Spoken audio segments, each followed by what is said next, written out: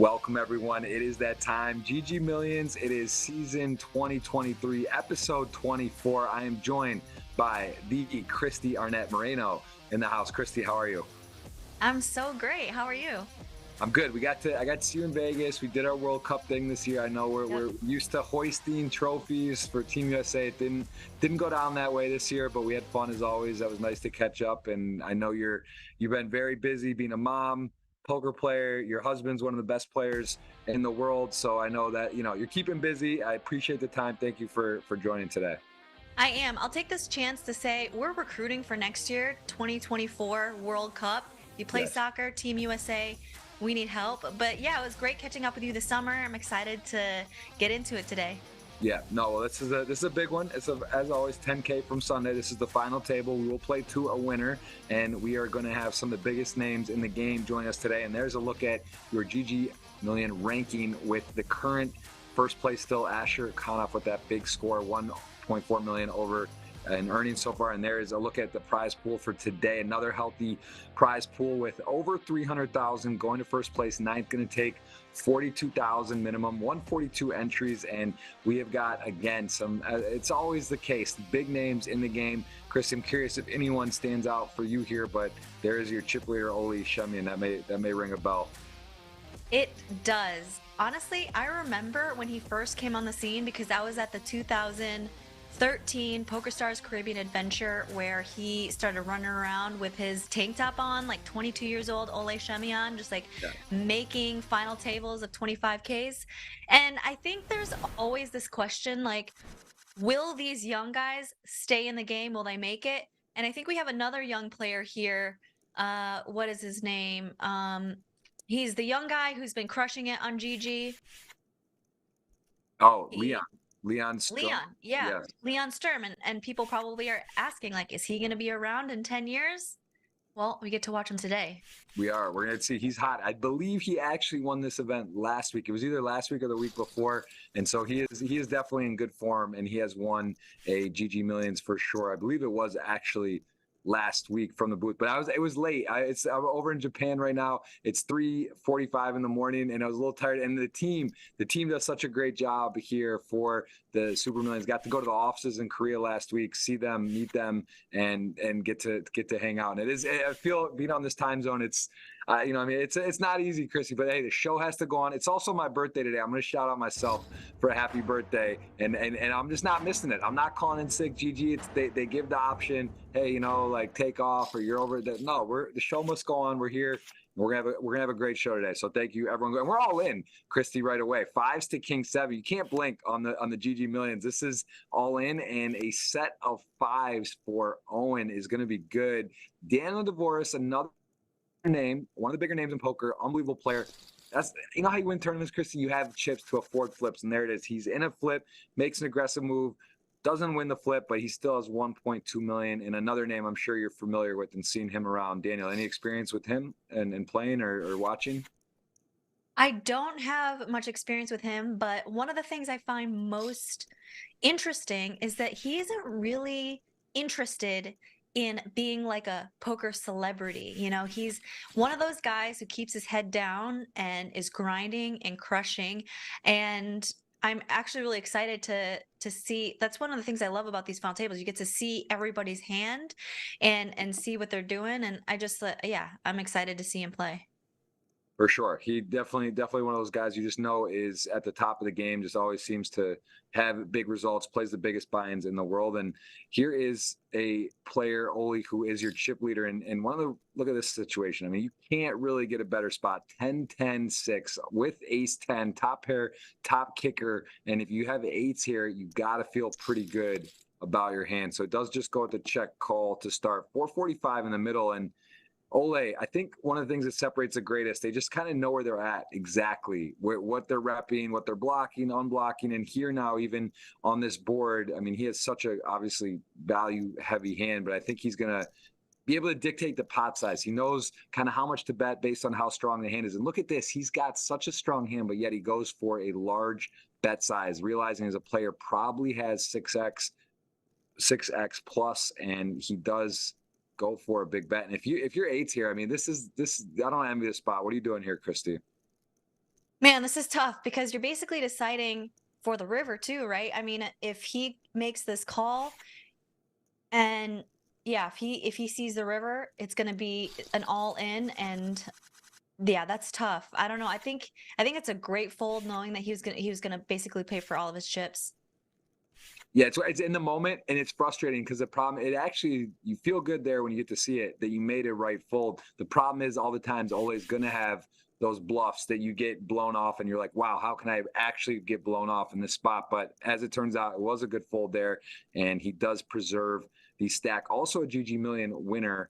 The player there is a capable and willing player. And Jao Vieira, we haven't even mentioned, and one of the world's best as well. So this is a tough final table. We're kind of just going around mentioning everyone that they are talented, and that is genuinely what we see here. A lot of really strong play, and it will be the case today as well. We got to do a wager, Kristy. Are you up for a dinner? A sort of like a last longer red or black we pick and do a snake draft? You in for that? Absolutely. All right, I will let you choose. You can choose red or black for the next flop. Okay, for the next flop, I gotta go with red. I'm gonna go with red. And yeah, so what are we betting on next Well, time we see each other? dinner. We'll go dinner double date with our significant others, Would we love can that. a nice dinner Are we somewhere. bringing the kids or not? That's the question. Let me see if you get first pick or not. I'm gonna see. I'm gonna see if we're gonna do that. That's a whole nother deal. But yeah, no, kids are fun. How old is I forget 2 years old now, almost Yeah, 2. he's 2 years old. 2. Yeah, so I got Yeah. a 5-month old. So yeah, that's fine. I got 2 kids. You got 1, but you're coming on as a guest today. We can put the kids on the table.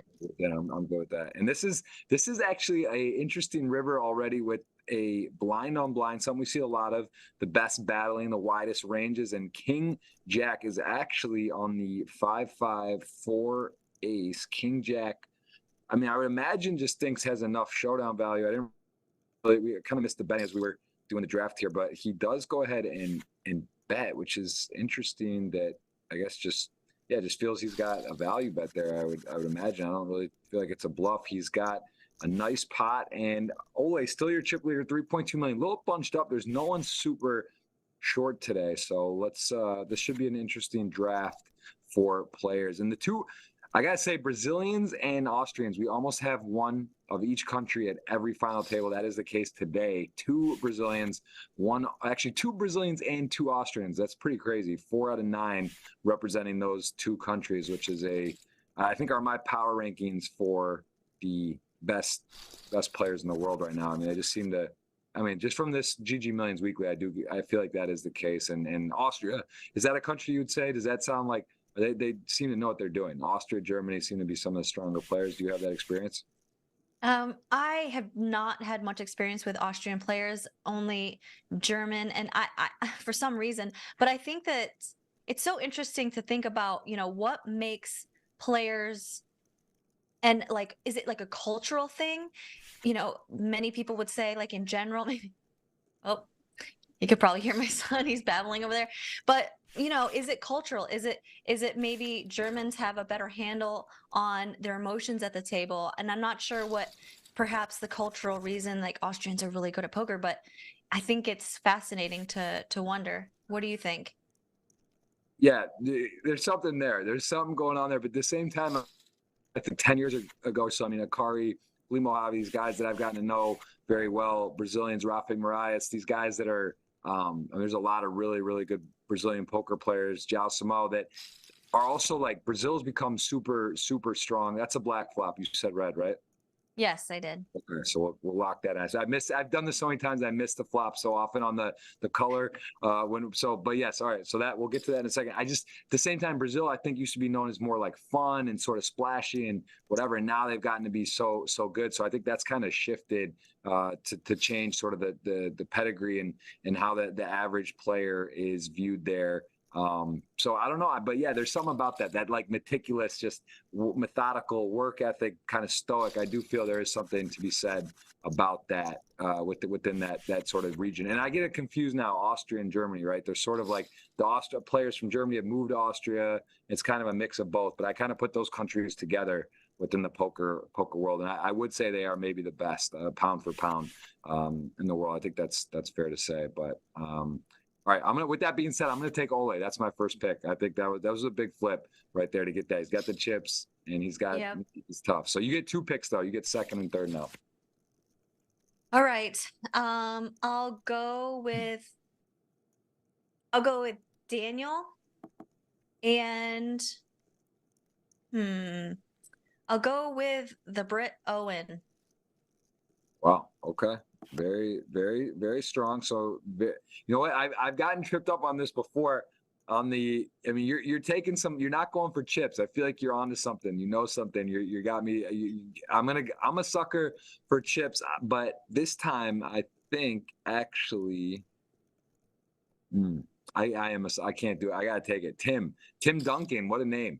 Tim Duncan, spelled differently than the basketball player, Dunken. He's got 2.6, and he's actually in a very good spot, which could be a big pot as well. Ace Queen against Ace Jack on the turned ace, and that's also relevant. So yeah, I will go Tim Duncan, and now we just alternate all the way through. Okay, here's the thing. This is why I don't sports bet, because I tend to bet with feelings and heart rather than, a lot of research. So, I'm really I love rooting for underdogs. Not that he's an underdog skill wise, but chip wise, he certainly is. So I would like to see Leon win again, just because I like that he's an underdog here, but he's on fire. I want to see him win. Wow. All right. I mean, truly a good pick, though. He's definitely capable and in good form. So that is chip-wise underdog, but a very talented player. And I will go with, I'm going to be very happy to get João Vieira at this position. He is also one of the more talented players and great results live and online. So I will select João. Okay, I'll take the other Brazilian.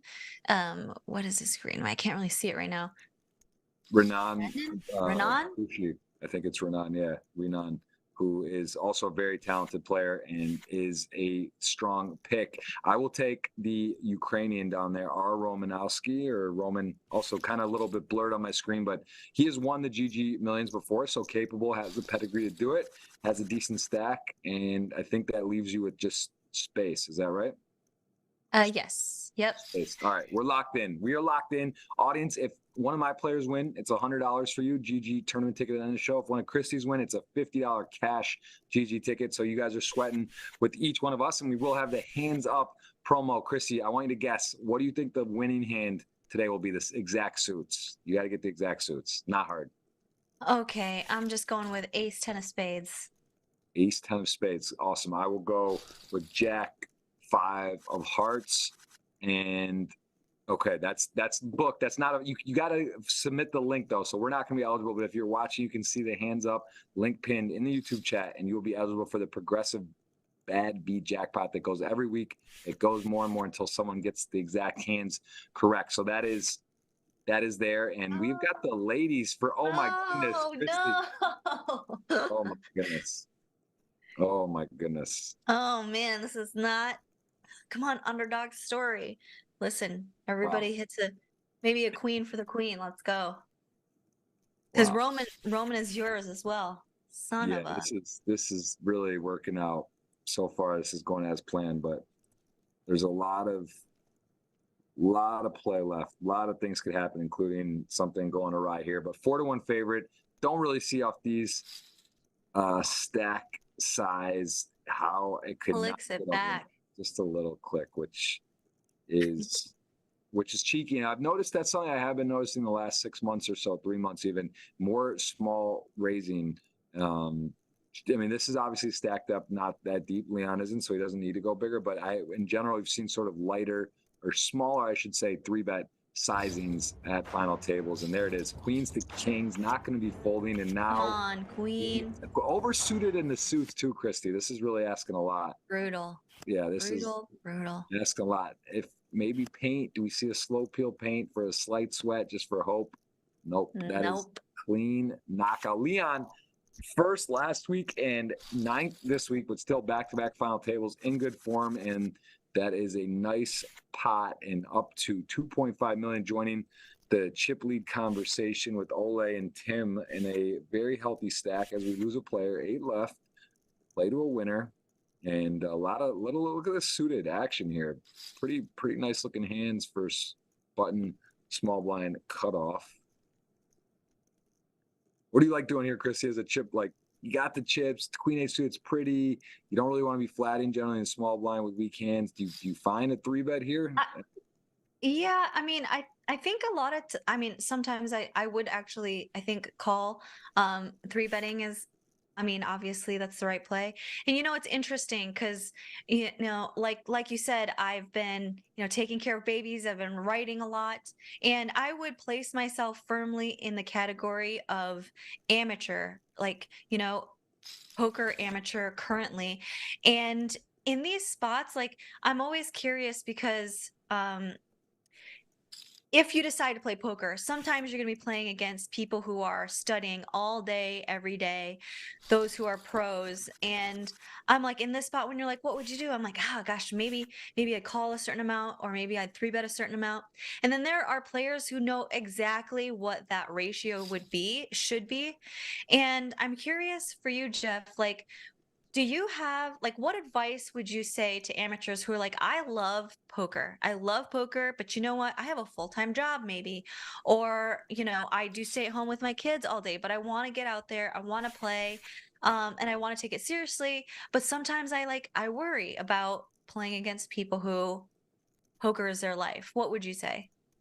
Yeah, I mean, I think that's a cool part about poker, and it's just like even when I'm on the doing commentary here, it's like it's just you get a lot of mixed bag of answers. There's not always a right way to play. Of course, there's a GTO sort of implied way, or like you mentioned, there's a ratio, right? Maybe you could do it this amount or that amount. That's the cool part is you kind of you can't get it too wrong, right? Even a spot where it's like it seems close, I think people shouldn't overthink, right? They should not overthink that. And it should be more, just you should be out there to have fun. I think that's something I've also sided with over the years where it's like, look, I'm not going to be doing solver work every day. I love the game. I feel comfortable I can win at any moment in time, but I also know when I'm playing Daniel Dvorak, if I'm playing Oli Shemian, like, yeah, these guys are going to, they're going to know a little more what's going on certain board textures or what the right pot size, the bet size is and all that. So it's like, you kind of have to just like, you just kind of got to live with that, right? You got to understand that you're not going to be, it's just like golf. I love the golf analogy and I like golf. It's like, I understand that to go down to a 90 or an 85 is possible, right? But to get to like a scratch golfer and then to go from scratch to like a +1 or +2, it's so hard, right? It is so much different. And I'm not, I'm sided with that. Like the goal, like I don't need to be on the PGA Tour. You know what I mean? Like I can be a good player. I can learn. I can have fun. I can experience the game and have a chance to win on any given day. I think that's just like a huge thing to do is not be overwhelmed, not worry that like, oh, I might do something silly in this spot or that spot. I think that's super important. And yeah, just to have fun and try your best and take notes, right? If you see a hand like here, they're like that, like queen, it's like, oh, it's close, or why did he do it? Then you can talk to people. You can take a hand. You can send a clip to someone. Hey, what do you think here? And then you get your own sort of thought process plus someone else's. And I think that's like a great way to learn and develop and just not be too hard on yourself in the game. So. Absolutely. I love that. So what I'm hearing you say is like, you should have like really modest expectations given your amount of time at the table or time studying. So adjusting those expectations but always learning. There was a hand while you were talking, I was watching Spaced. He raised with eights, and Daniel DeVos, he 3-bet with ace queen off, and Spaced, he folded with 16 big blinds. And he may look back, I don't know if Space is an amateur or if he is a pro, but I just looking at his results, and maybe I'm not sure how many people would raise fold pocket pair as good as eights in that spot, and maybe you should comment on that as well. But he might look at that and be like, oh, I just like made a mistake. Again, he's playing one of the best players in the world, Daniel, who's on his left, and it's like, adjust the expectations. Maybe he sends that clip to someone else, and the next time he's at a final table, he'll know exactly what to do in that spot. So I love what you're saying. I think that's super valuable. For anybody here who is watching these final tables, thinking to themselves like, oh my gosh, what if I don't, if I'm not on this level yet, you know, should I even play? And of course, it's like, yes, adjust your expectations, have fun, and keep improving.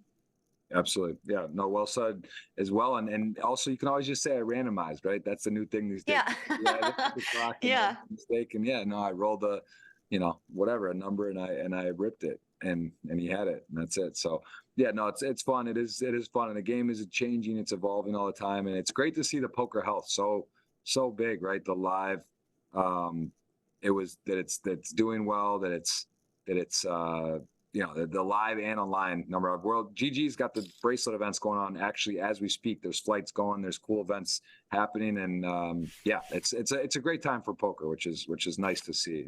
Kind of a peak, it feels like right now.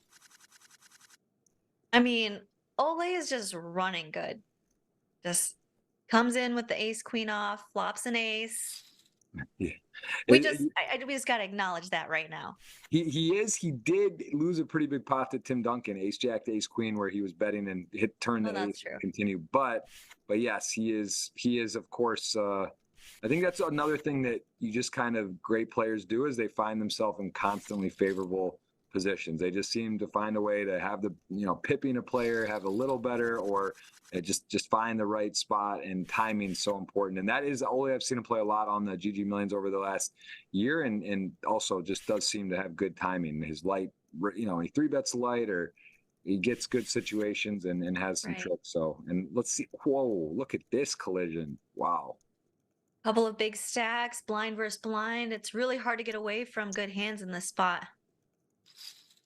Yeah, I think this deep, you're going to see the raise not limping and getting cute. Just would be covering, even though it's sort of big stack versus big stack. And honestly, this is a problem for our friend from Ukraine here, because this is just really big. This isn't tens or nines, which is even a huge spot here. This is like, you know, can you? He's weighing his options to 3-bet or flat. I think flatting would be a little too tight and not a hand you necessarily want to trap with, like kings maybe by flat or ace. So this makes sense. And now Tim does have a decision to trap or not. Right. I think he generally, I think he might actually re-raise, thinking just because he believes his opponent is so unlikely to be bluffing here in this spot, in this dynamic, that he might just be able to figure out, hey, like, my guy might just have like kings or queens or jacks, or so. I think I like the decision not to just flat because of that. So that is now well, there we go. He's going to get the money in. Aces to queens for a absolute. Look at the players react. What the F? Yeah, this is no sweat turn. Wow. Needs a pure queen on the river, or else Tim is going to have a ton of biscuits, and that is not a queen. That is not a 3 across, and that is a 7 pairs of board, 5.4 million, and that is a very interesting shakeout for the table. Gonna take I believe 1 and 3 stack, gonna emerge as 1, and now 6.5 million, double Ole, who is healthy at 3. And this is like what turned out to be, no one was short and everything was kind of like open, is now 2 very big stacks, and we do have a few sort of short-ish stacks that are similar. And there are big hands getting passed out today, Kristy. Kings, aces, queens. I mean, this is ace, queen to kings. This is also a pretty unfortunate setup for Zhao, who's been quiet, and versus a late position raise off these stack depths, going to be asking a lot to not be putting a lot of money in here. And I think he's, you know, could just jam. He also basically did just do that. And kings for Owen. That's your guy. You made a pick with Owen, and Owen is in a good spot. 1.8 million. Kings to ace queen. Clean flop. No one has a club. Needs an ace or an ace. Is this just going to be like tic-tac-toe? Are we just sent home? King on paper, just in case. And Yao is not out, but very low. This is wild. This has been a very intense start to this FT. It started like it might be slow, and it's been super fast right now. I mean, we are seeing a lot of action to kick us off here. And Tim with Jack 10 suited, certainly with that stack, gonna be open. A lot of real hands here too. Look at this. Wow. What, I mean, Kristy, did he just misclick? He just ripped 6.5. Oh no! Is this an ICM move? Because either this is a move. either the button calls, and or if he folds, then nobody else can really call with someone with that short, right? Yeah, this is still, it seems like it seems like an unnecessary risk, but I dig it. Right. Now, I mean, he's getting such a great price. And this is a fist pump, in my opinion, For spot for him. sure. He's With an just getting, ace. got the ace. It's like, what's the guy shoving? He actually getting great odds on his money, and he is actually gonna potentially be back in if he can fade a king on the river. And Well, that's so interesting. So Jeff, given the, the ICM implications, Tim Duncan, he is the chip leader, but 2-1. What would you say? So if he wanted to make a move, like, but you said it's an unnecessary risk. Do you think he should just go big, or does he risk like Ole, like, going over the top, or not really because Tim has him I, covered? What are your thoughts? It's actually a fascinating hand. I'm not sure. I don't think I've seen a shove quite like that for that many chips for a spot like that. But it does. It is an interesting point, like you said. If he makes it like 300K or 250 or something really abnormally big, he does open himself. I mean, the interesting part is, what is Ole actually calling with? Like, is he Mhm. definitely folding ace king there? Is he folding, nines, ten, like 10, for sure nines or tens? But like, is he folding queens? What is he getting to fold? And it's interesting as Jack 10 as well, because I think he realized the ace queen definitely wouldn't call, right? So then it's like, does ace king call? And he's actually not doing poorly against that. So yeah, I think it's too much, but that would be one I'm talking about. That's one that I want to check with a few people and say, is that just crazy? Is he just having fun? Is he just showing off for Kristy today, or is that the right play? Like, is that just the move because no one can call other than Zhao? So yeah, very interesting. Yeah, I'm super curious. And we're seeing here as well, Ole doing a little bit of the same. It's a little different, the amount of chips he's shoving and risking, but he is also like saying, hey, this guy's got no chips and you Hmm. really want to call off. And I have a decent hand to shove. So interesting. Do you think he's gonna go? Well, maybe not now. I was gonna say, I wondered if he was gonna shove with Queen 9, but any bigs does he have? Wow. I mean, he would if he knew Tim was going to be opening a four high under the gun. I mean, Tim with a huge stack can definitely get a little creative, but he is definitely pulling out the tricks. And Zhao with the Jack 8 suited has a bit of a decision. Does he want to take the blinds? He does. He folds. Okay, so it is your birthday, and I know we are commentating a final table right now, so I'm sure we'll have to go back and forth, but there is this tradition that I have in my family, that on someone's birthday we acknowledge them for something that we really like care or like respect about them or notice this year, Okay. and then the birthday person says something that they're proud of themselves for the past year. So I was curious, is it okay if we do this birthday tradition real quick? I know we can go back and forth with this, see what's going on at the Yeah, final for sure. No, we got a few hours here, Kristy. We can table. definitely we can do side things for sure. This is good. Yeah. Okay. All right. So Jeff, it is your 37th birthday. Happy birthday. Thank you. So what I would want to acknowledge you for, what I am acknowledging you for, is what an incredible content creator and family man, and someone who works so hard, someone who goes hard in both sides of life. I was just thinking as I was, connecting with you on social media, you're traveling with your family. It's 3:30 a.m. where you are. It's your birthday, but you're putting in the work. And you've always done that ever since that I met you, maybe it's like 15 years ago, since you were just the professional best friend, whatever they called you before. But no, you are an incredible poker player. You are someone who is extremely loyal and works so hard. And then I also see you with your family and how present you are when you're with them. Just when I see you, I think, what was the last trip I was at? I can't remember where it was. It was, I think, it was an island. I can't remember. It was somewhere tropic, but to see you with your family, you're just so present, you're just so with them. And I just want to acknowledge you for doing that on both sides of the coin.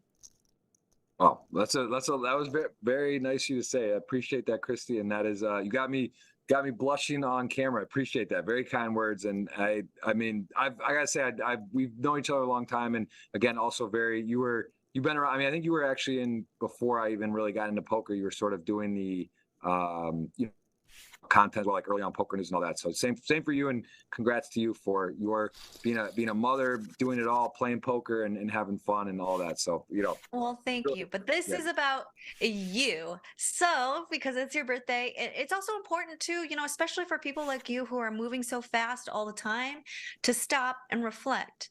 What are you most proud of yourself for in the past year? Maybe one is personal, maybe one is professional, but really it's important to take that time, especially for, yeah, like I said, people like you who are accomplishing so much all the time.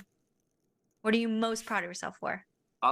Yeah, I mean, I guess the most proud of is to be a father as well, like to be a father, family man, and realizing how it's like it's just crazy. Like poker, there's always stuff, there's always tournaments, there's always things to play, there's always stuff to do. I think just sort of being able to um, take some time to realize like Good luck. it's okay to not do a podcast every week. It's okay to not Good play. do, Good play. to miss some World Series or Good do play. stuff to kind of just enjoy the time. I think that's something I've had a bit of a kind of realization lately. It's just like with the kids, it does go fast, right? You see, oh, they're grown up, they're 4 now. It's like when that's having another one, it's just like it really moves. So I think that's been important to just sort of say it's okay to not do everything and just take a bit of time to try to enjoy that, because I find myself in that struggle of always wanting to do more, but also realizing that like what is it really, how does it really matter? What's going to matter later? So I think that's been a important thing recently. I've really tried to like focus in on and realize also how you say that, but also how I can be unpresent, right? Whether it's like on the phone or not being as good as I should be with family and friends and stuff. So that's The also, best I think, very drink in important. the So world. see actually hold that Mate. all in, ace jack gonna take down Jalviera with queen jack, and everyone was gonna Chimarrão. dominate each other. And Tim is absolutely on fire and fuego. He's got people using gifs, emojis, all of it to try to combat what's going on. But he is actually like in a runaway position. And truthfully, we might get to see him really do some crazy stuff, because we saw what he was willing to do with the situation we saw, and now he's separated more, and there will be times where he gets to just go nuts and put a lot of pressure, especially when there is that 450 stack over there as some shorter stacks. So this is very interesting, and this is again another real hand kind of topper range collision. We're already down to 6-handed, and it could be less, and a big hand for space here too. I think he'll find the fold ultimately, but yeah, Yes. pretty Yeah. wild. Space has been very patient. He's laddered up, and yeah, another good fold. Wow. Jack's in the big blind. Do you think we're getting it all in pre? Nope, just called. Oh, okay.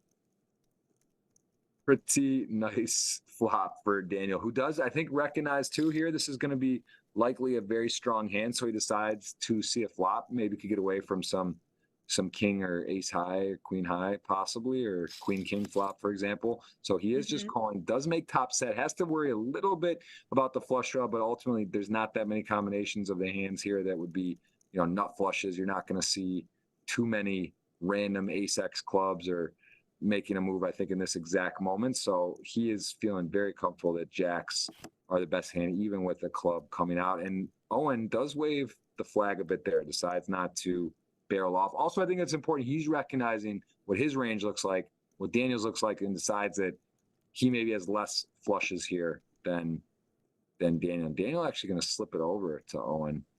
Pretty cheeky.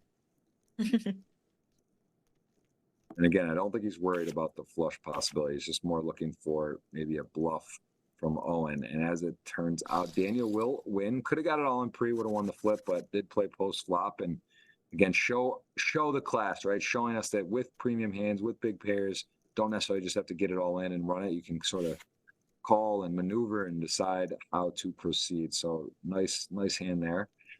But yeah, I want to ask, how has that been with becoming a mother in poker? Like, has it been hard for you to not play sometimes, or you just kind of like, do you enjoy it more when you do get to go play, since it's less?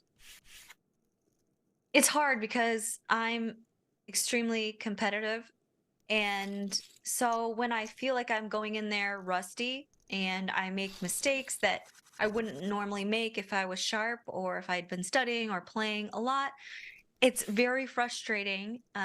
But like we talked about, it's about adjusting expectations as well. So I do have fun when I play. It it it's hard not to be hard on myself with those mistakes, but I will always love poker. I will always want to play, and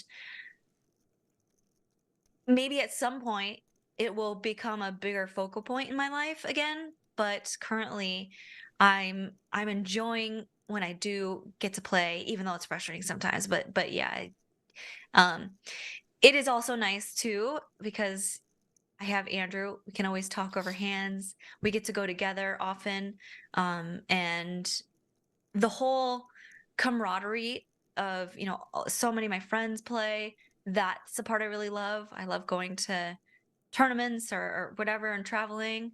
And that's really fun too. So that's I think the traveling and being just like a part of the community is what I miss most.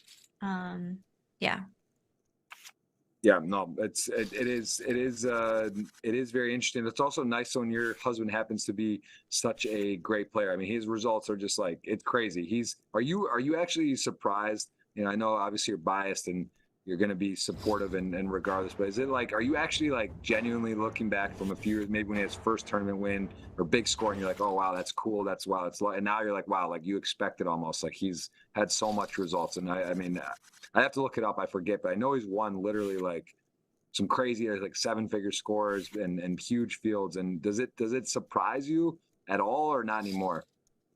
So I don't think his success in poker ever surprises me, no matter how big it is, because when we met on our first date, which was to an underground poker game in Fort Wayne, Indiana, maybe like it's almost like 19 years ago now, he was bluffing and showing off. And so my first impression of him was that he's the best poker player I know. And he always has. He really has always had that X factor. That X Yeah. factor of being courageous, of like when he is really on and tuned in and locked into you, like good luck because he just is so good. And what changed when we got pregnant with our first kid, with our kid who's 2 years old now, was that he was more focused than ever and more willing to take big risks in terms of investing in himself to get coaching, like really top notch, like highest level coaching. And he had the pressure to provide for his family.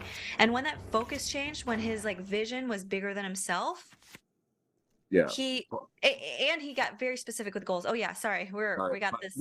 No, this is actually a We're wild, in. wild hand here, and Ole gonna not make, I would say, a misstep. He did rip it in, put some big pressure on with the pair, got in an actual flip with deuces, so it was really close to a coin flip, and he did not win. So there you go. That was not running good. Ole still sitting okay. Space is hanging on by a thread with like 8 blinds, and there is still, I mean, Tim absolutely going crazy here with the 6-7 off, and Ole may want to pounce on this spot, knowing that how light Tim's going to be, and he does go for it. But sorry, back to your.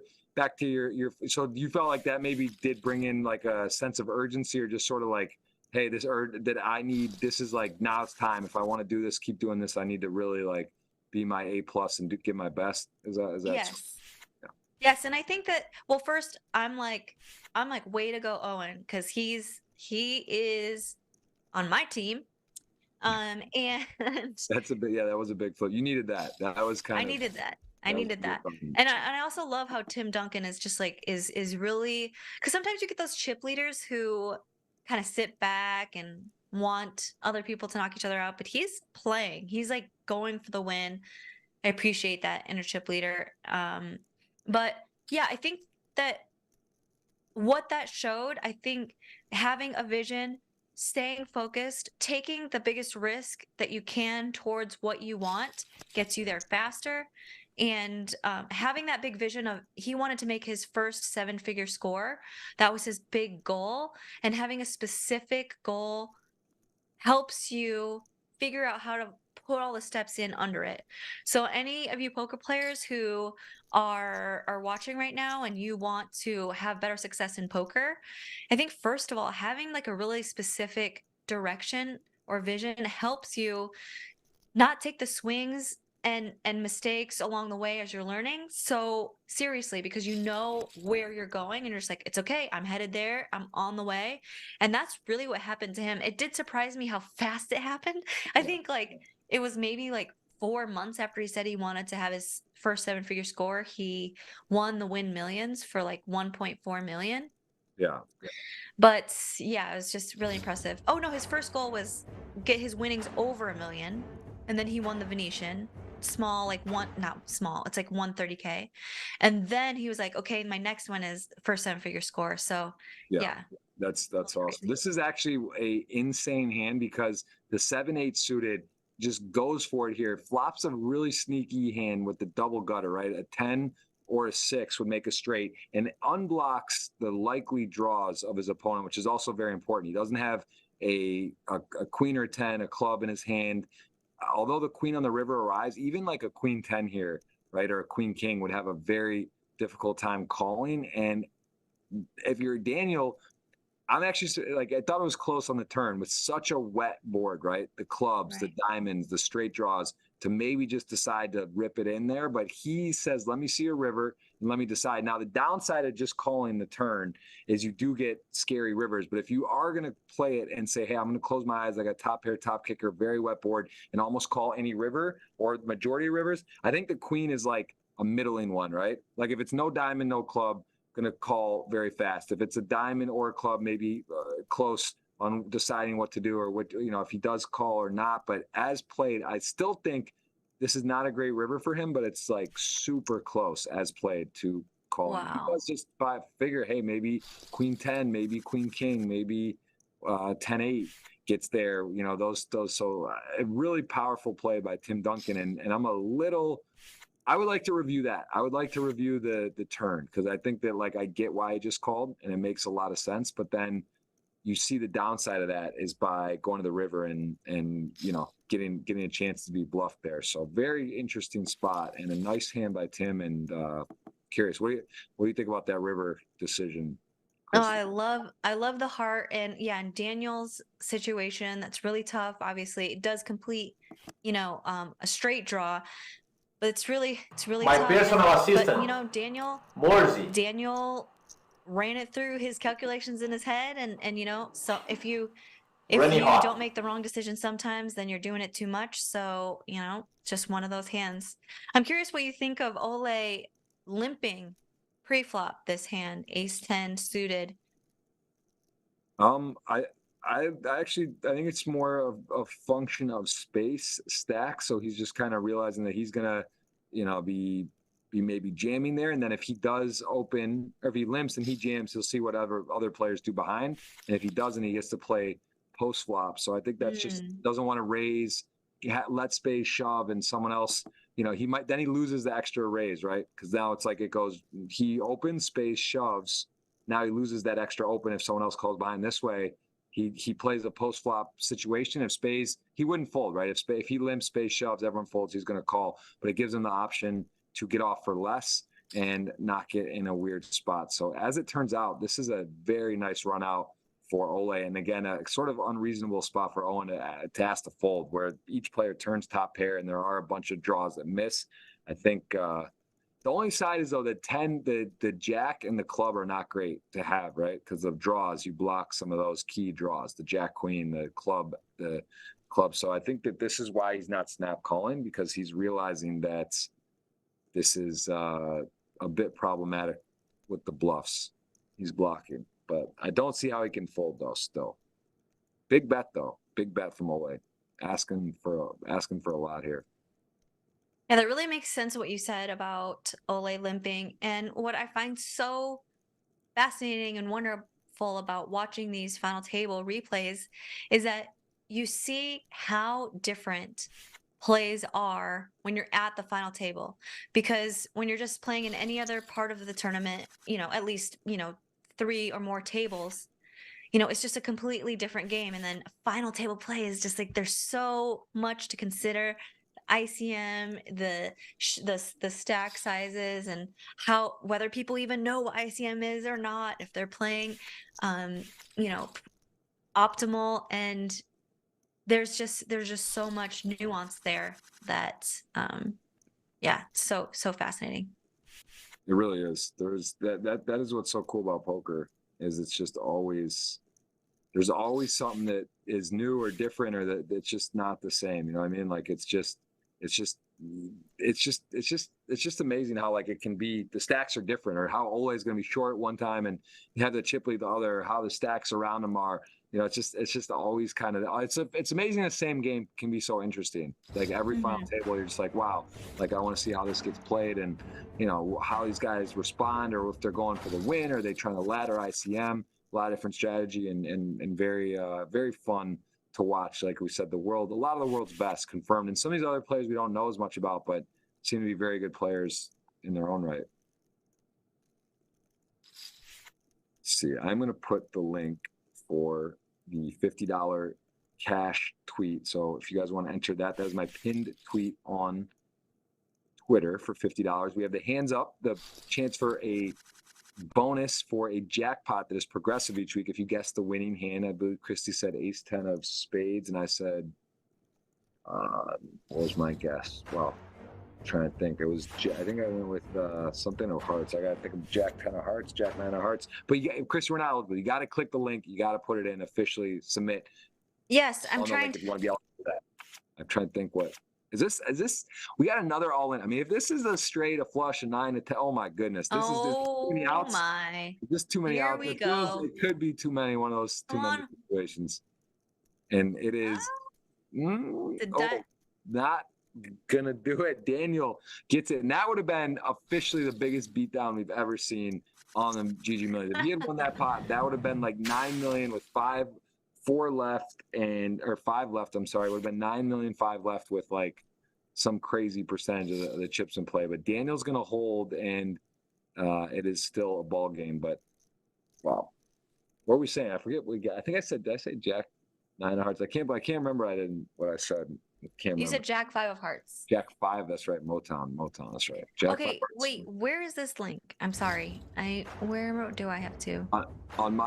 On my pinned Twitter, there's a $50 retweet. If you want to retweet that, and if you win, I will double down and give it to someone else, because I can't let you pick it up and not give it to the audience. But then there's a YouTube chat. There's a hands up if you want to click on that link and submit your pick for what the winning hit will be today. That is a progressive jackpot bonus, which you would be eligible for. So you may want to actually submit the ace 10 of spades there.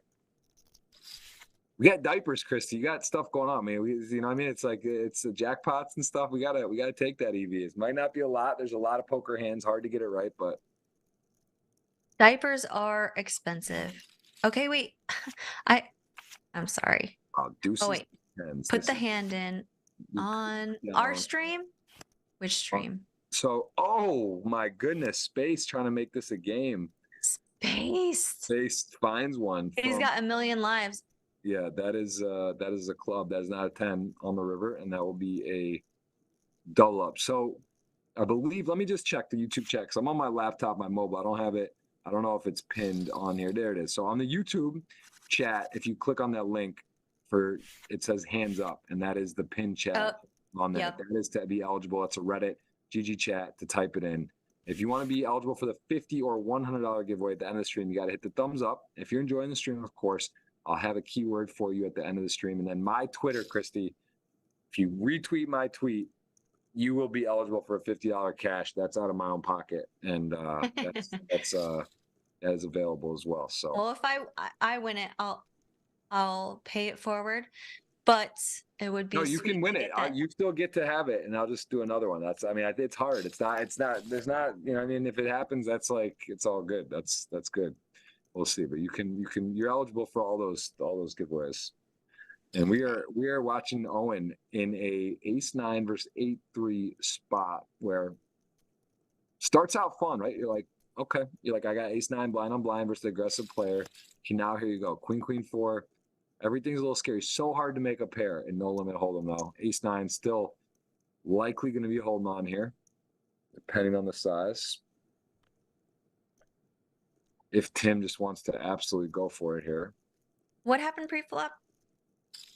I think it was I want to say it was a limp up, but then it must have been limp raise and just call, I think, to make it that size, which again, ace nine, kind of an awkward one to play, but I'll be fair. There's a lot going on. We're calling out giveaways. I was searching stuff I did not see specifically in this run out for ace nine. It's going to feel pretty good. The third queen arriving. And now what does your opponent have? Did he somehow hit a king? Is he going to value bet a 4 here? Does he have a pair somehow over a 4 that he would value bet? So I think Tim is going to show restraint and not go for that bluff. Probably wouldn't have worked. Well, it's interesting to see Tim Duncan has not just one speed, he can bring it back. So that's not faring well for me. I was hoping he was just gonna go wild. He has, to be fair, he's upstuck. The great Phil Locke coined that term from what I know, and he is upstuck. He was up to more, and now he is 3-betting, putting on pressure versus Daniel, who knows he's going to be up to no good, and he actually has sort of a stronger hand, right? This is like one that's like it's kind of a weird one because it's not a bluff purely, but it's not a great hand, and he will pick it up. He will pick it up as we take a look. 6-handed, playing to a winner space. Got a miracle card to stay in. Would have been the 5. And what are we playing for? $308,000? 308. Yep, everyone here guaranteed 89,000. The next pay jump will push it over the 6-figure club. 300 for a 10K. A lot of people satellite in as well. 1,000 or less. I love how this Renan, he's so into playing with the emojis or like the videos. He's gonna have to figure out. How does he do the video thing? That's a feature. GG, best software, best guarantees. They got it all. They can do that. You can do your own kind of GIF and all that jazz. So he's using that. Was using that. He is out. Was using it. Yep. Yeah. That is another knockout. As we're down to 5, we're gonna queue up the giveaway soon. So you may want to hit that thumbs up. Be ready for that. That's the first part. Second will be a keyword. We got a lot of giveaways. We got the progressive jackpot. We got the $50 Twitter on my Twitter pinned tweet, and we've got the $50 or $100 ticket from us. And where are we at on our wager? We got a lot of action all over the place. There's a look at your payouts so far, down to 5 players. What are we doing? What do we got player wise? You have Owen.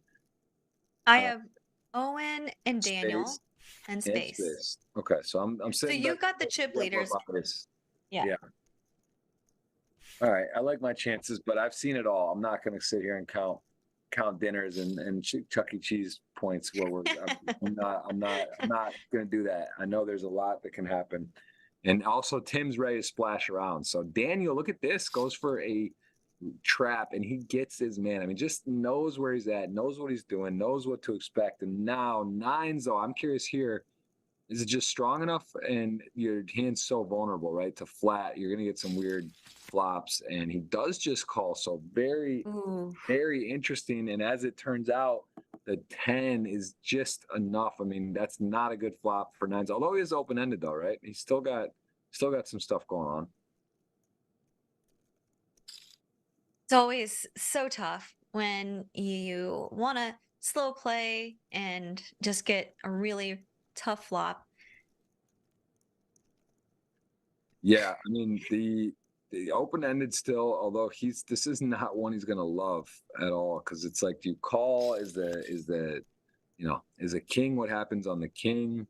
Right. He is, or is it even or you somehow dead, right? Your opponent could have ace king. I mean, it was limped in and then raised, so definitely can still have some good hands, although I think Daniel's spidey senses are on, and the 10-4 suited, this is actually a card that he may think that he is not good currently. He does check back opens the door for Daniel to bluff, but also Daniel just has the winner, right? What about all the times like he raised 10-4 suited? What happens when he has 3 deuce or 8-5, 8-6 suited or whatever? He does beat hands, and this will be curious if Daniel feels he needs to do any kind of betting to try to fold out like a 10, for example. So he I was does. gonna ask what you thought about a block bet here, and Yeah. just a small bet, and it works. Well, it works in terms of, doesn't get raised, gets to see a showdown. Um, interesting. Yeah, Interesting. that is an interesting spot. It's also one where, in that particular instance, your opponent would have just checked back, but there are times where maybe you freeze him on a hand where he might have gone bigger. So I like that. Also, it's like tough. You're inviting someone to bluff you, right? If you have like if you did have a really bad hand, is he going to just go ahead and raise there? So nice hand. I mean, very cool hand by Daniel, and got unlucky to lose 9s to 10-4 suited. A lot of good looking hands on this particular deal out. Yeah, it's crazy. It's also what sometimes when you're at a poker table and you are not seeing anybody's hand, but it seems like players are really active, aggressive, 3-betting a lot. It's easy to forget that you've only played 20 or 30 hands. And when you watch a final table, like a replay, you can see that for a portion of the time, there were just big hands. People had kings, queens, jacks, or 3-betting. But sometimes at the table, you can get in your head that someone is out of line just because you've seen a few hands. So I think that's another great thing about watching these is that it reminds you that variance is a thing. You can see it. That's a good point. That is a very good point. It is, especially when you're at a table with someone and you do feel like they're messing with you, and it could easily just be they have hands. It happens. It's a short sample, so that is a good point to realize that. And here, Ole Tim is really just going for it. He is just like, hey, I'm opening. I got the lead. Come get it. And Ole, someone not going to back down, especially with the very strong hand. Will 3-bet to 300. Yeah, Ole's on my list. He's on one of my list of some of the best to ever do it. Like, he just seems so tough, so dialed in, and just knows that he's just evolved. Like, he's been around for a long time now. And you mentioned, I don't know how, here it is. Space. Can Space come emerge? Can he emerge? He is not going to be able to be getting it done here after the King 10-5 turn 3 board.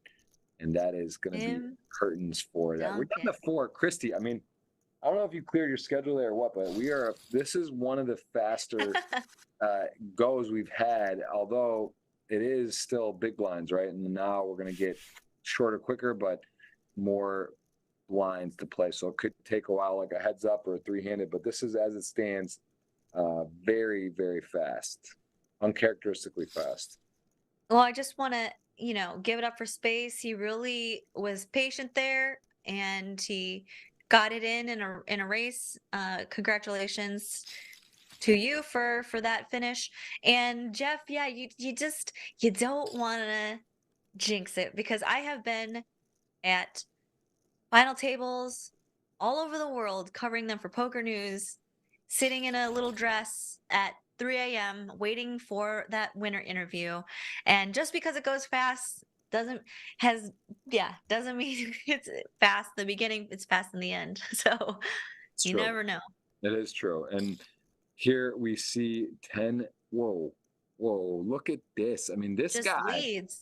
This guy is a player. Like, he's got a key card. He's got a backup with it. And you got to respect it. This guy is, I'm telling you, Tim is playing above the rim, playing aggressive, but definitely playing above the rim. I'm impressed with the play. And let me double check. That's one that didn't jump out at me for the stats today. Tim Duncan, I think, yeah, we have not seen much. Season 3, 5 appearances and 2 cashes on this season. So not a ton of results so far on GG, but definitely looks the part. Looks like he knows what he's doing.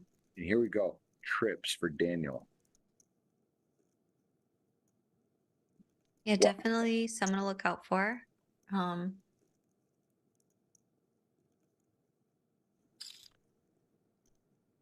So small bet, doesn't have to do too much here. Has queen jack, just sure has the best hands. Takes it down. Takes it down. 1.4 million, 30-60 blinds. I'm the only one that's sort of short. You got Ole tied with Owen for second. And look at this, seems unfair. This actually lucky for Ole, he just flats, but this could get weird. Oh, wow. What a flop. Wow. I mean, everyone's got something here. Is this a... Oh, man. This is tough. Very tough. I mean, at some point, you are realizing how strong your eights is. There also are flushes. It's 118-1 odds to flop a flush. Now that will be less relevant if a flush were to come off of just having one club. The boat has secured the hand. Eight's full, matter of fact. Very pretty looking boat. And Ole. And Tim might be thinking that 7 isn't maybe an okay card for him. Yeah. Offsuit 7. Oh. 6 pairs. So we got 8, 6, 7, 7, 6. Wow.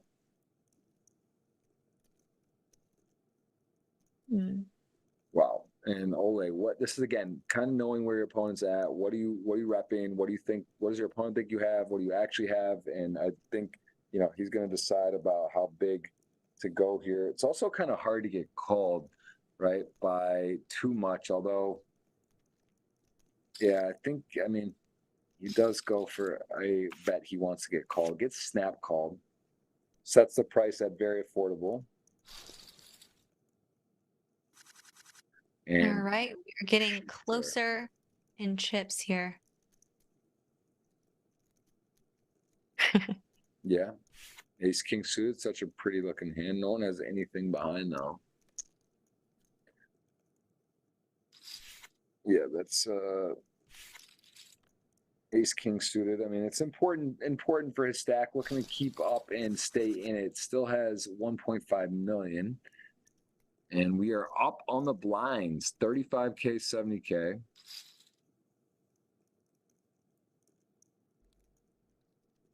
And it's got about 20 bigs. The shortest stack. Ooh. Ooh, few pretty looking hands. And this is a problem for Daniel. King, queen off and a flat from Owen. And man, if you're Tim, I would be surprised if you didn't go for a squeeze. Yeah, it's just your chip leader. It's four-handed. You're pretty high up in the range. I mean, really high up. Oh, just jams it.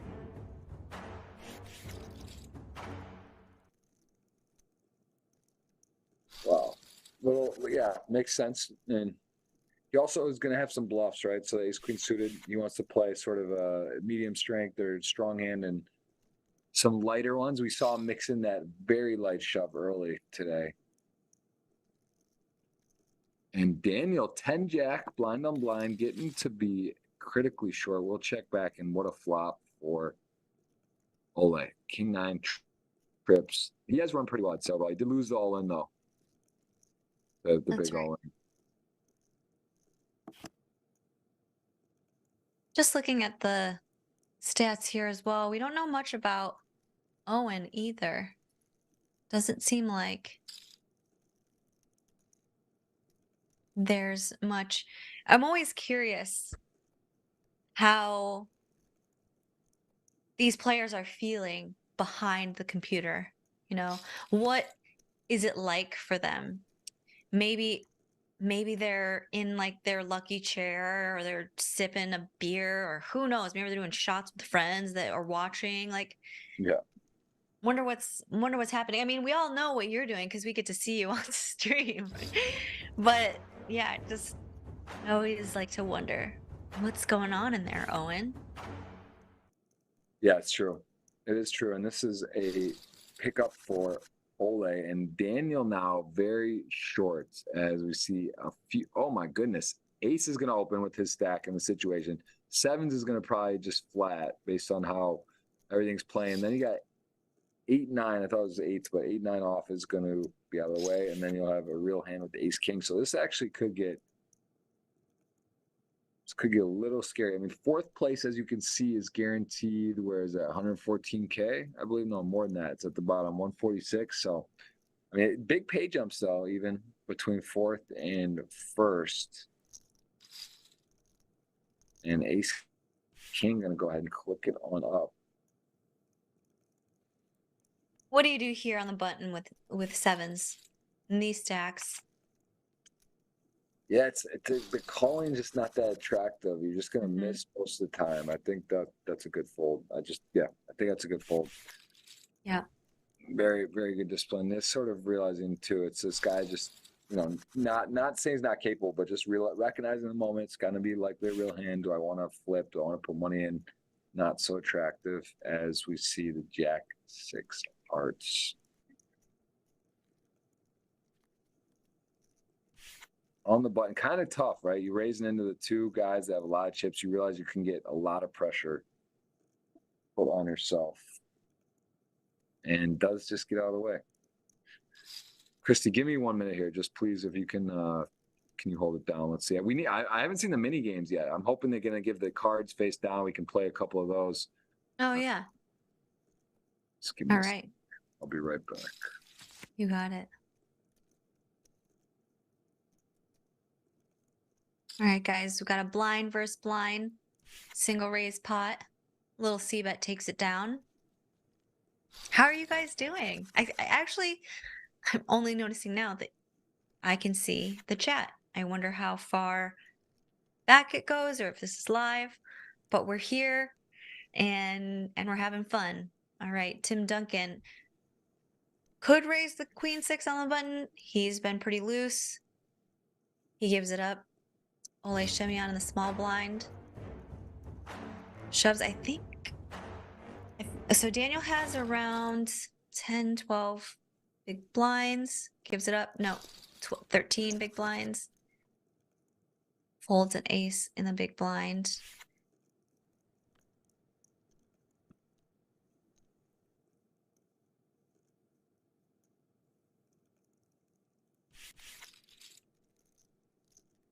All right. Do you guys have any questions? I can see the chat, but maybe it's not moving right now. Maybe I'm not getting any new messages. Let's see. Oh.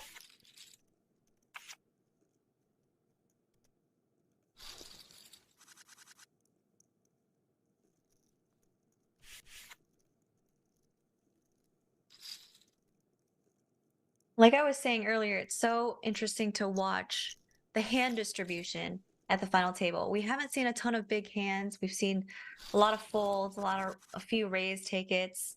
And yeah, it's important to just realize that we can't always trust what we feel like me happening at the table, especially, I mean, what I'm talking about like live mostly, but online is the same as well, but just happens a bit quicker. Like you can't always trust if this guy's just raised 5 hands in a row that he is wild, because we're just seeing now not a lot of premium hands. All right, Jeff is back. Back. We are back, and we are in for looks like a 7 million stack for Tim is going to put a lot of pressure. Daniel now getting very short, as Owen will defend 10 deuce suited, and gonna have a hard time on this board to win, likely, as we will see, unless he does turn a spade or a 10 or a deuce. Probably gonna be potentially a few barrels here from Tim. Someone in the chat asked, what was the buy-in? The buy-in was 10,000. Is that right? It says there on the top right. Yeah. 10,500. Yeah, so each week, 10,000 play on Sunday on GG, of course, where you enter and then the final table pauses, and then we see a winner each week here. So this is the final table on Tuesdays, 2:45 Eastern, until a winner, as 10 deuce actually gonna get the showdown there. Doesn't unload the clip. Tim just took a little slight stab, got to realize his equity, and then didn't get folded there. As we see the worst hand in poker, 7 deuce off suit for Ole. Gonna pitch it. Jack 6 suited, not shoving there. It folds, still four-handed. Oh, and not with the super fun spot, right? To 9-3 suited, you kind of want to try to get in there. Expect him to be aggressive in the big blinds. And he is just that. Takes down. One of the aspects of poker that fascinates me the most is the human emotional part. And I noticed there's just so much of it in blind play in terms of like, okay, so if someone raises your big blind, and I see players all the time, they feel like they have to show their hand when they fold. Like, hey, like, just so you know, like, I'm not just like giving up my blind. I got a 9 deuce off again or whatever. And it's just kind of fascinating. It's like, what is the purpose of that? Is it that you are worried that they'll see you as weak? And a lot of these things are like just distractions from what is actually important, which is what your decisions are and how your thought process is. And yeah, I'm curious what has your evolution been like in terms of mental game and ego and like getting better at poker? Have you ever struggled with that, or is that something that's come easily to you since you did play soccer? Oh, pocket aces, Yeah. Daniel. We saw a step out here. Needs runner, else Daniel's going to just be right back in. And that is Daniel. on the turn. Wow. Tim Duncan just picks the wrong time, steps in, the player behind actually goes and takes it down. Queen 10 would have made the nuts if had been in there. But as stands, Daniel 2 million, very healthy all of a sudden, and Tim still 6 million, but has got to I don't want to say be careful, but a little bit of a misstep. So sorry to answer your question about the mental side, like in terms of what improving or working on that facet along the years, or what specifically? Yeah. What's your evolution at mental game, Ben? Were you always really good at it because you played sports before, or is it something that have there been things that you've struggled with in the mental game of poker? I think I think I'd say the mental game's pretty strong. It's just for myself, I just think part of the, not tilting, understanding the processes that go through. The part of the problem is it's just not, I think the time thing, it really is important to do. Wake up, have this cold shower, eat well, get a great night's sleep. And I think that's like, again, something that it's not always, a lot of us at home would agree it's always not the case, right? You got work, or you got this, you have kids, you have family, you have commitments, you have other things going on. So, my dream world of like, all right, go to a series and be there at the start from the first hand dealt and hit the workout in the morning and do all that. It's just kind of out the window. Like, and I think the bigger part of it is, well, let's see if we'll get a limp here from Tim, or he's just going to go full raise because he's doing it.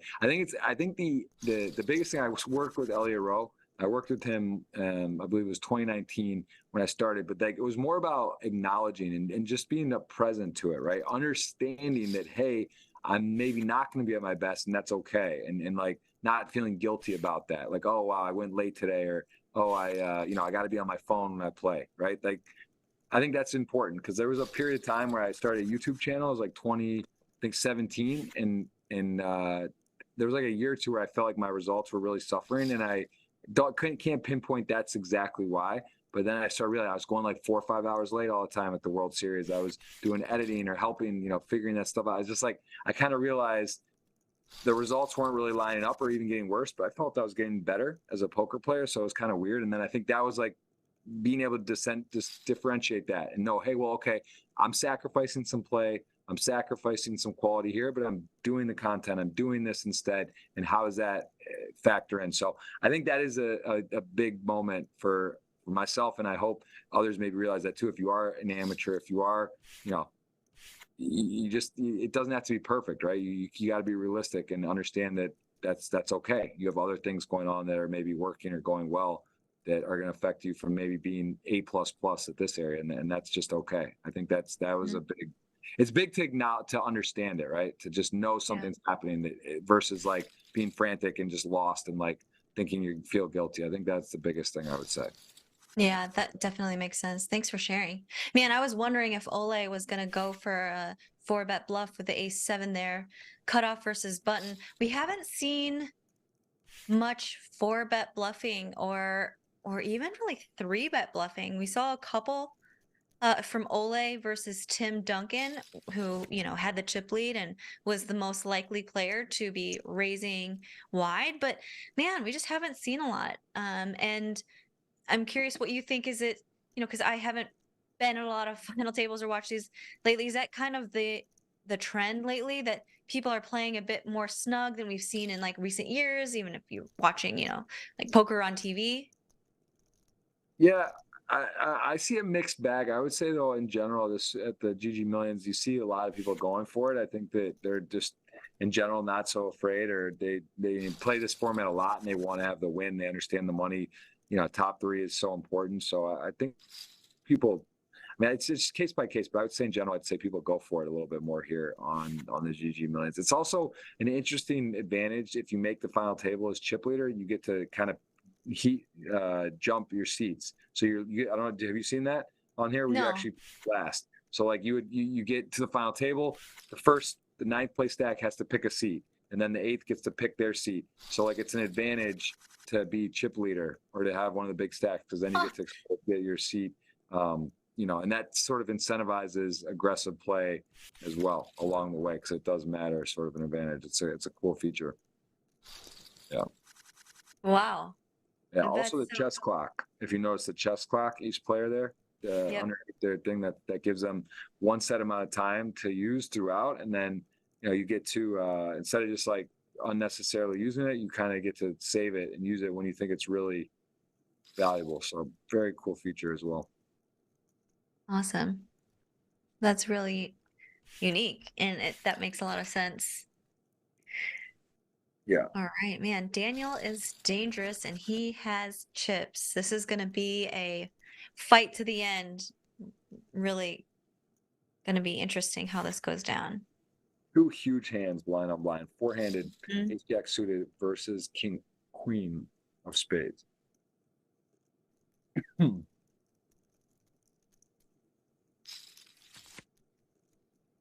Oh, Oh, whoa. Wow. Ole flops the stone cold absolute nuts. just calls a small bet on the flop. Interesting.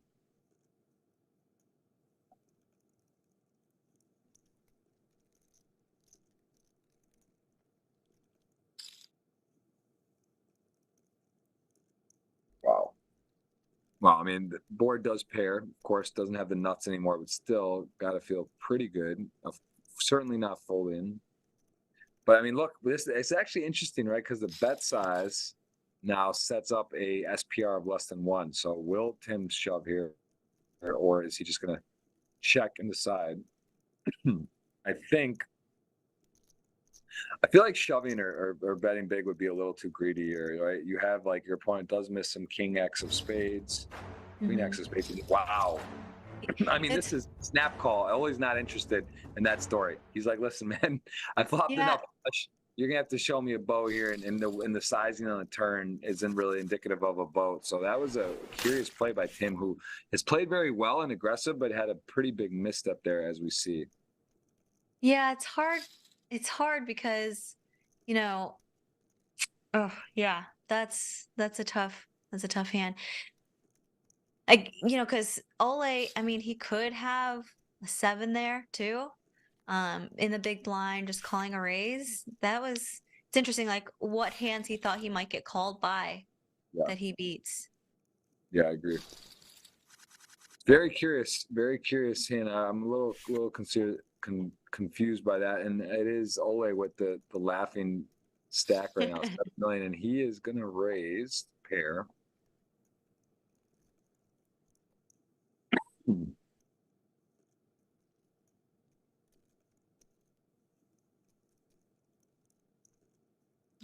80,000. Yeah, big raise, ace king, four-handed. ICM is always a thing. People are aware the pay jumps. Wow, Ole Wow. just doesn't care. He goes for it. Here we go. Deuces to ace king. We got ourselves a flip, and it is a Oh, absolute nut for Daniel, the ace king just flops it. And that is a very interesting situation because that is going to narrow and even up stacks a lot. That would have been Ole run over. Instead, we have a pretty balanced four-handed match right now. So I'm curious. So, okay, if you're thinking about ICM and Daniel is the smallest stack, when Daniel three bets Ole on the button, Daniel can have a wider range than most other players, right? Because he's not the smallest stack, or how does that come into play? Like what do you think these players are thinking? Like what could Ole have possibly been thinking like when he shoves there? Do you think Daniel would have a lot of folds? Yeah, I mean, it's a good question. It is just so interesting when these players make these sort of high variance plays or take a stand in a situation. They just seem to be right so often. But I tell you what's not right.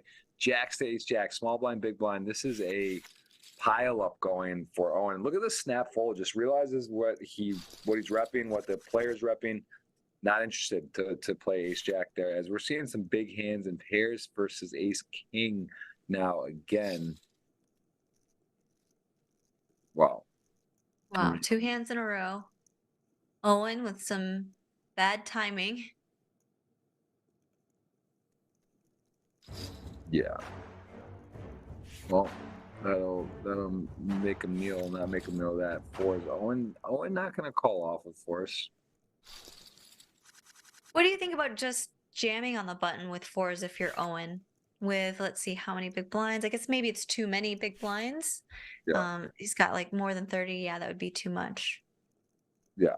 Yeah, absolutely. And here we'll see a lot of blind on blind again. The hand rankings are so wide, blind on blind, the hand matchups, and queen four off. You can see some creativity deeper players are with weak hands, as we do see like good rule, right? Your best and worst hands you want to sort of three bet when a player limps in, and it's one of those spots where if you get re-raised, you're not really worried. If you go ahead and hit a flop, you might be able to set the size of that accordingly. And he has got a bad spot all of a sudden. Daniel is, I mean, it's bottom pair. Not like he's going to go crazy likely, but his opponent did outflop him major top two versus the bottom pair.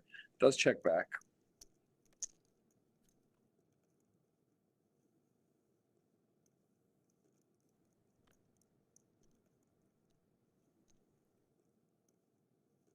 Hmm.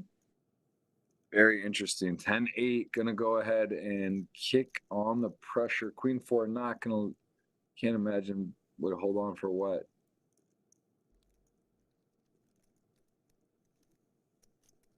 Be a really, I think really. he can. Yeah, I think he can get away from this one. Just no real good cards you could see on the river other than a four. Yeah. I mean, four, no one with that much going. Ole gonna open the king eight offsuit. Can't blame him. Sitting nice now. Chip leader.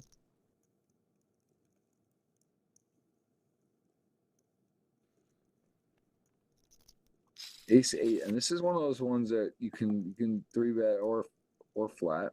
The advantages to both. Flatting with this board now is nice because your opponent's gonna kind of tell a story, and he's got a key card. He's got the king of clubs. Definitely some river, some turns he could barrel off. And ace eight's got to feel good.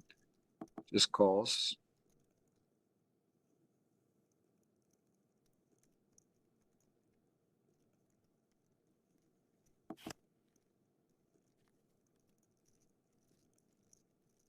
Yeah, ace eight has got themselves the winner.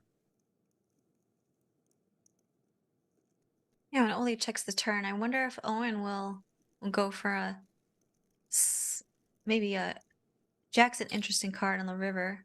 Maybe a small bet.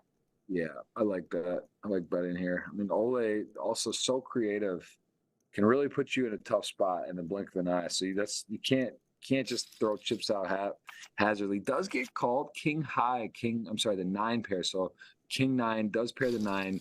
Ace eight does have top pair from the flop, and will win that. So 3 million for Owen now. Everyone's got something here.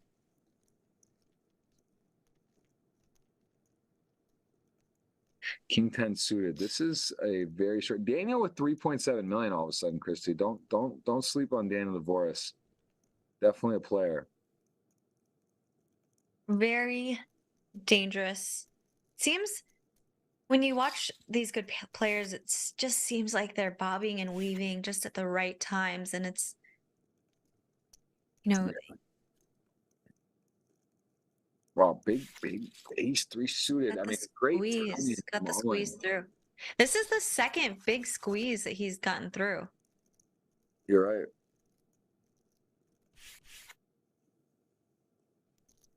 King 4 of diamonds, Jack 10 offsuit. Gonna limp. I mean, it's really evened out, Kristy. This was like, that was a huge moment for everybody. Now it's like 4-handed and it's tight. 169K will be the next pay jump. 3 will remain after we lose our fourth. And I will cue the giveaway, Kristy. It's going to be 50 or 100. Thumbs up. Got to hit it. And then you will, let's get that ready. I mean, it seems to be going fast. This just feels like one of those days, could be like a 3-way all in to win it, like some big hands, some chaos. Let's get that giveaway. All right. Up. I'm gonna go ahead and do that. That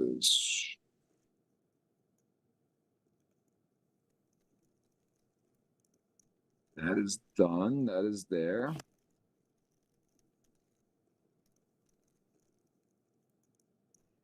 Jack 10, King 4, King pairs. Not a super amazing board, but gonna feel still good to value bet. And Jack 10, not a key card, right? Doesn't have a spade, doesn't have much happen there. Just gets out of the way.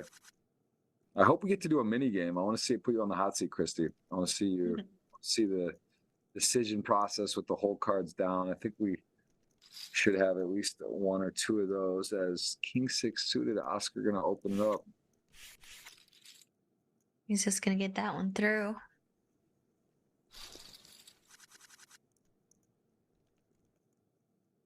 Okay, not much here. 3-6, 4-8 suited. The Ole probably gonna open. 4-8 suited. He's got a healthy stack to sides. Not too, kind of weighted more towards bigger cards. So sign the 4-8, vulnerable. Don't want to deal with it. Daniel just seems scary, doesn't he? I just feel like he's got such a good plan all times. I just, the name brings weight. I feel like he really knows what he's doing and how he accomplished it. And he's no surprise. He's chipped up to a very healthy stack. Yes, and he's done so in like a lot. He's been in a lot of like small pots as well. And yeah, it just seems to be very patient and trusting his decision making. Yeah. You got anything planned for your birthday? Well, so today now, I mean, it's technically over, right? It's 3:30 in the morning, Wednesday. Tuesday is my birthday, so we had a full day on tourism Japan, and basically first full day ever in Japan. So that was pretty cool today. I got to walk around and do some fun stuff. So nothing else planned. Had a great day. I'm excited to do this, and then that'll be a hibernation for a while. I'll be having a nice sleep. That's my birthday gift. Tell me, like, take the kids out of the room. You know, I want to sleep, and they can you can go hang with them. So it's yeah, nothing too crazy, but it is nice to be this part of the world. Never been over here. Amazing. Yeah. Yeah, I mean, the ramen is so good. The first time I was in Japan, actually, John Juanda, I don't know if you guys watching know that name. He hasn't been like a huge in poker, I think, in the past few years, but obviously used to be in high stakes poker and all those games. But John Juanda took us out for a Michelin star sushi dinner. And I was like, I don't know, 24, broke, and at this place. It was so amazing. But I had made, oh wait, this hand is like, let's look at this hand. Actually, King 8, when I was not that great at poker and I just started, I was like, that was my favorite hand. You know how everybody had favorite hands back in the day? Oh yeah, I have mine as well. It's weird, right? It's weird when it's like we're just totally random, not actually one that makes great sense or connected or one of the, like, you know, it's like just kind of a fun one. But Yeah. That is kind of random. What was that? Just like you made a big hand or won some money a few times with it and it stood out, or why did you like that one? Yeah, yeah. I made some money in some of the first little cash games that I played in underground Fort Wayne, Indiana, and these, back rooms of bars, and yeah, kind of stuck. Yeah, Daniel folded pocket fives in the small blind. Just yeah, fascinating to watch how they play these, you know, borderline hands. And yeah, I wasn't sure if he was going to call or fold, but yeah, very interesting. Um, but that day that John Juan was like, "Oh, we're going to take you out to dinner." We'd made a crucial mistake, which was by stopping by a ramen place to eat, and the ramen in Japan is so good. We ate way too much, and then we went to this Michelin star dinner with John, and I didn't know what omakase meant. Oh, we got some more pairs. It's basically where the chef brings you out food and you have to finish it before everyone gets the next plate. Yeah. And it was just, oh, pocket threes. Wow. Okay, this is First a big top flop. pair versus over pair. I mean, this is, Pair six, versus over seven pair. isn't going to want to go crazy for sure, but I mean, nines versus the set, this is going to be a problem. Interesting. So Daniel decides to check this flop after having raised pre-flop. What are your thoughts on that? Yeah, I mean, I'm a little surprised by. I guess they're deep enough to flat. And honestly, look how even this is right now. Four-way. This is literally like everyone has got a stack that is capable of winning, and just goes for a set mine, gets to not get squeezed out, and now Ole in a world of hurt. And Daniel, I mean, this is. We were talking about a three-way knockout. We're not going to see Ole go get it in with 7-6 on this particular round, but a six would be a problem for him. A seven would be a problem for him. And, nines for Daniel. I think he's starting to get a little worried. This is a lot of people doing stuff. There's not really a huge draw available. He does just call. And I mean, this is Kristy, this could be a big pot. Well, maybe slow things down a little bit. Man, I am so fascinated by the way Daniel is playing this hand because it is always kind of like in my mind. I'm like, oh man, final table. I have an overpair, 7-3-2. There's not an immediate straight or flush. I'm like, I don't know. It's like, seems like a bet, but here he is playing it. I don't know if it's cautiously. So he's checking and he is may lose a lot in this hand, but looks to me like it might be the minimum, whatever. Wow. Wow. Kristy, he is on. I mean, he is in Barney Rubble trouble. This is a absolute mess. And Daniel, though, can he Can he find find? a fold? I think he has to at the 10, even though it's an innocuous card, but it's bet call, big bets. Oh my goodness. Oh Wow. my goodness. A set of threes. Could it be? Is he really going to get? Is he just going to? I mean, I don't know who can call here though. Now it's also there's like, I mean, I guess it still seems safe, doesn't it? Are you not going to bet? What is 5-6 would be a gutter for four? I mean, you can't put someone on 5-6 here unless it's 5-6 of diamonds. But either way, like he's just thinking about Vegas, the Mirage, the big pot, the chip lead, the bright lights, the trophy. He's really feeling this, and again, it's a little scary. Two players, but you got to think you have the best hand. 7-3 deuce rainbow with betting, and you have a set of threes. I mean, the diamond bricks off on the river. Maybe someone had something hung on the diamonds, but I think it's just too good not to bet. I think he's gonna go for it. Curious on the sizing. I mean, two players have played and checked out. I mean, this is what do you go sizing here, Kristy? You think you have the best hand? You I going with, mean, I think I go for it all. I think I go for it all. What about you? I mean, you got to give your opponent some credit with a hand strength, right? So yeah, I bet big because I think they called the turn. Yeah, I'm betting. I think I'm betting pretty big, maybe 65%, 70. Yeah. Yeah, I like that too. Yeah. Okay, so at first I was thinking, man, maybe I just go for it all because then it would seem like maybe I have bluffs. But against two opponents in a spot like this, yeah, maybe it's better to go smaller and um Yeah, that makes sense, especially since they just check called the whole way. Daniel he called the turn, which was a bet and a call. I mean, the sizing is so tricky for him, but he really doesn't. He's not a believer really in this spot. I guess he's thinking maybe there are a lot of diamond type hands like Queen King, Queen Jack, maybe float and then pick up equity and then call. And like he does beat bluffs. He does beat bluffs. And again, just makes the right decision, Kristy. That is what time and time again I see on here. And I just see like that when it's close and even with the whole cards up, you're like, oh, what's going to happen? Like, you can feel it, but they just get it right. They don't. Lost the minimum. Yeah. Very well played. Yeah, we actually have some people in the comments. Interesting. Some people, one person says jamming seems like it would scare away the possible pairs, and someone was like, "Oh, maybe I'd go small to try to induce a bluff." Yep. Love poker. So many ways to play a hand, and man, Daniel, that's what I'm talking about, man. They just like bob and weave, bob and weave. So impressive. Yeah. Wow. Not Flops. enough flushes. 118 to ones out. They're just getting handed out. Like we haven't even seen 118 hands. And what to do? He unblocks the pairs, right? When there's three of the diamonds are out there. So he does actually have his opponent on with top pair. Owen with 5.3 million healthy. Gonna call one. This hand, this turn, not really welcoming for Tim. Kills the action. Yep. Luckily for Owen, he's just gonna be able to get out of there.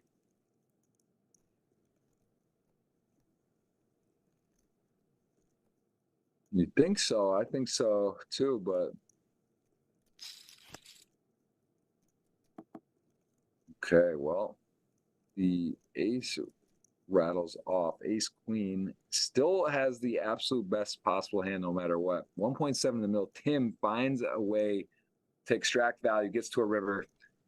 What do you do, Kristy? This is sizing 101. It's tough, right? Do you go big? Do you just figure you're unblocking stuff and you go big, or do you try to make sure you get called? And does go fairly big. I mean, overhead. Yeah.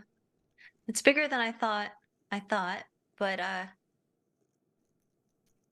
yeah, he's just hoping Owen has a diamond and just doesn't believe him. Shows the queen. Okay, emoji. Just saw him in South Korea the other day. How much time you said you've been to Japan? A few times? Yeah, just once. We went to Korea to play a tournament there, then hopped on over to Japan. And yeah, you said you were in the offices in Korea just a little bit ago. I didn't Yeah. realize that they were in Korea. You know, I am half Korean.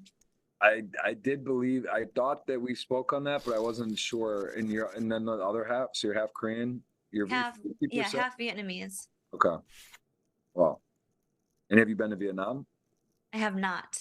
That's on But my it's list. definitely on the list of places. Have you been there? No, I'd like to go. I hear great things. Yeah. Yeah, I'm excited.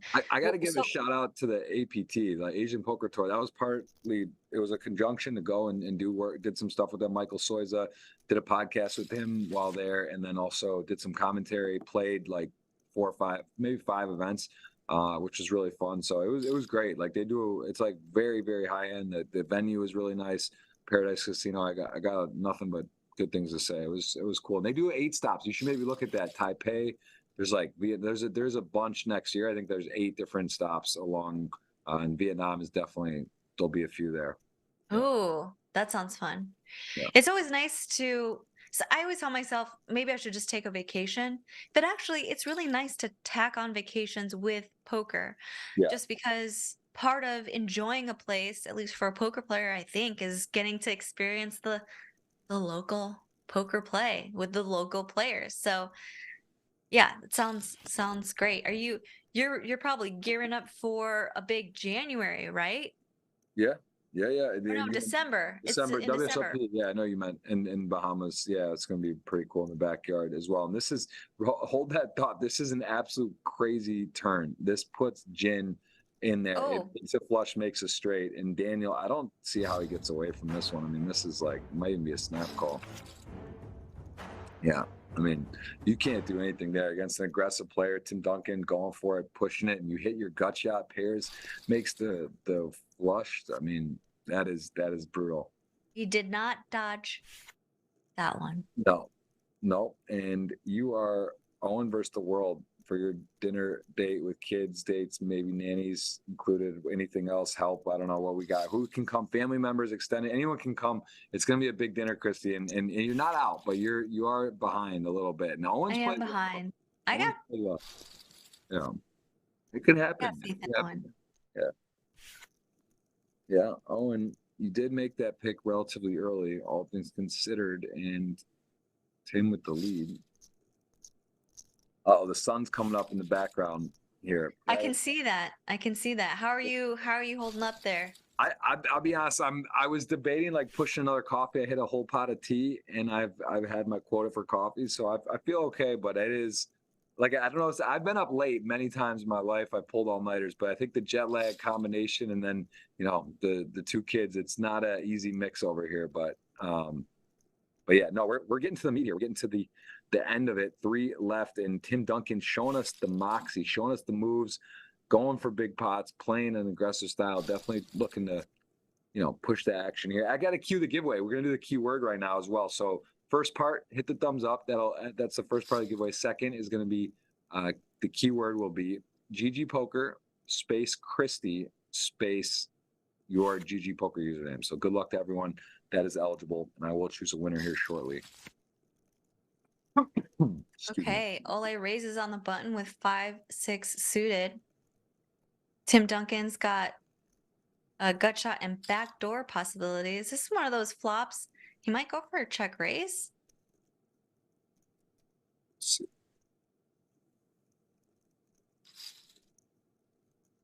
And he does, goes for the check raise with the strong draws. And Ole, I think just a call here, yeah. Oh, turns the flush.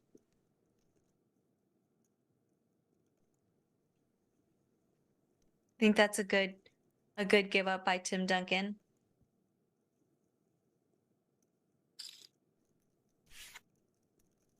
Yeah, 5-6 suited has the straight flush draw as well, but pretty strong hand, 3-handed.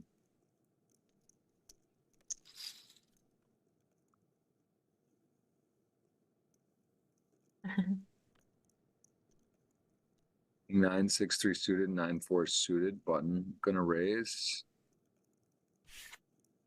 Tim Duncan. That is a fun. Do you know who Tim Duncan is? Are you follow sports? Do you recognize that name or no? I do. Okay, I do. good. You seem like I know you're sporty, because yeah, I thought it would be close, but that's not. I mean, I know a lot of people that even follow sports might not know that name, but very interesting spelling there, and a very interesting player. I'd say Tim Duncan's been one of the more fun to watch today. He's definitely played a strong brand of poker and put a lot of pressure on players. Mm-hmm. Yeah, his poker play and his avatar, they seem to go hand in hand. So somebody maybe just logging on, they asked, what is the giveaway for? What do they need to do? They need to type in the keyword. So they type in GGPoker space Kristy space their GGPoker username. If they don't have a GGPoker username because they can't play in the jurisdiction, you could gift it to a friend, right? So use their username, or split it with them, stake them, whatever you want. That would be the way to do it if you do not have an eligible account. And actually, the World Series of Poker Europe, the World Series of Poker Europe is coming up live, but the World Series of Poker online is going on right now till about October 2nd. So still events to get in. And Owen is a non-believer. Owen versus Ole. Ole has got top 2 on the flop, and now, I mean, probably just gonna get out of the way. Peeled one Owen did with Queen 3, and he had 3 and a 3 only. Yeah, so you think he's a non-believer, plus he has the queen, maybe hoping for some turning some more equity on the hand. Yeah, hopeful, but now to the river on this board, it is got the again the queen, not a great card to have here, but let's see what's gonna do here. I think he's just gonna snap fold, but Oh yeah, it goes for the overbet. yeah, nicely done.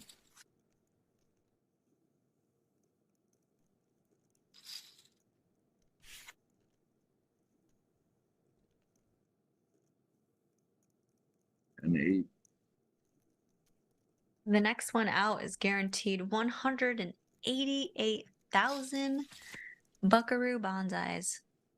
It's a lot of money. This is big jumps, and this is the critical time of the tournament where the money is won and lost. And I mean, it is amazing to see how little work players have done. I'd say historically in Hold'em, when there's so much money between the heads up, right? But just you don't do. Some players you might be a world class, you just haven't put as much work. Although I will say that overall play is pretty impressive at heads up in the GG Millions. But it's always fun to see because there's a chance someone could be like one of the best in the world at heads up. The other may not have played much, but it is definitely worth a lot of money and an important facet of the game. This is I mean, look how even it is. 6.6, then you got 4 and 4, basically. Ace Jack suited, 3-4 off, Jack 5 off.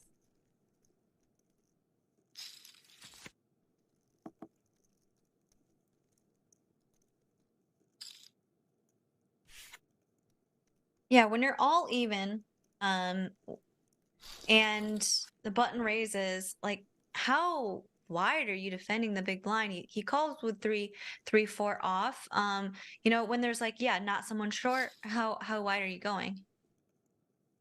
This is an adjustment you need to make, and also I want to more noticeable or more interesting. I think is heads up to see when you start limping. Like what's that? Do you want to start limping where your opponent isn't just going to raise and you lose extra chips? I think that's something you see a lot of, and people do shorthanded. It's sort of and a heads up that people start not just min raise and folding to shoves. They want to start limping more. So I think that'll be interesting to see, depending on this heads up match. How that goes, that we see a very strong play. I think all three of these players I would imagine have played heads up, Kristy. I think they just seem like very advanced players. Yep. Real hand here, ace 10. Blinds at 50, 100,000.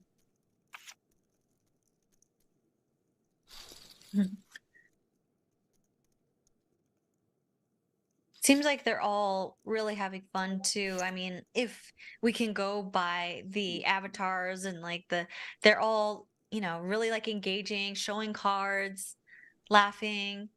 Like, Yeah. Yeah, it's a fun group. And this is a big hand here. He's saying hello. And is he just gonna go ahead and stuff it in three-handed? I mean, 7's a big hand. just calls. Calls, and this is ace king. It's like a fist pump spot to get it in, but now things get they change all of a sudden. Ace king versus 7s after the flop, and 7s you can see does have a good sized lead.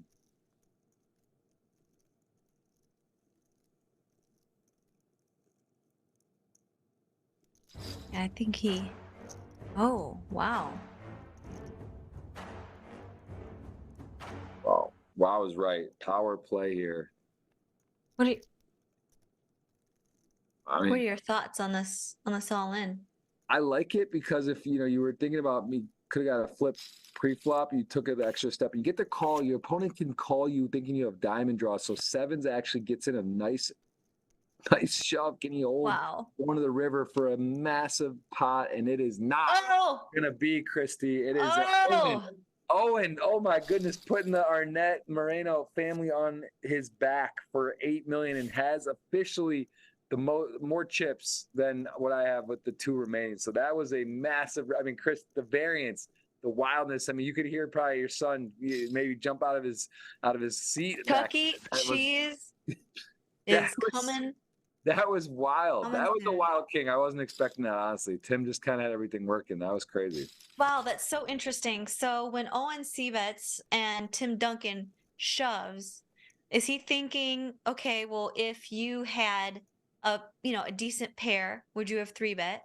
And if you had a nine, I don't think you'd be shoving. So he just thought that maybe Tim Duncan, who has been showing to be very aggressive, maybe a couple of hands perhaps erratic, but he made the call with ace king high.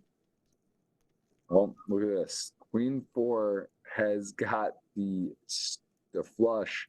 9-5 makes the straight. So this is a other massive action river card here. Mhm. And he's going to check it over. And Tim, I mean, that's a pretty phenomenal check. Wow. What size does he go for? I mean, I'm guessing fairly big. Maybe half? Oh, three-quarter pot. Wow. What an action card.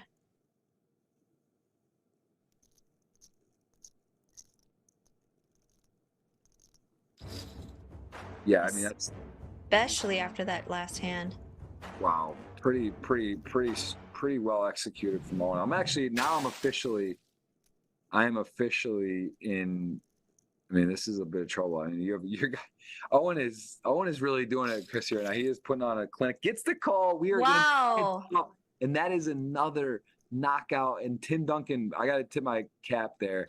Really well played today. Thought played great, and honestly was a river card away from securing a heads-up match with a huge lead. So that's what they're playing for. 240 and then 308 are the two payouts available, and it has been an absolute pleasure, and we are going to see it. And I'm gonna pick the winner here shortly, and then we will drop that in. So, and then we'll let you know if it's going to be 50 or 100. It's actually, the audience is looking like it might be 50 all of a sudden, Kristy, because they got 100 if Ole wins, 50 if your Owen wins. So I got a sweat here too.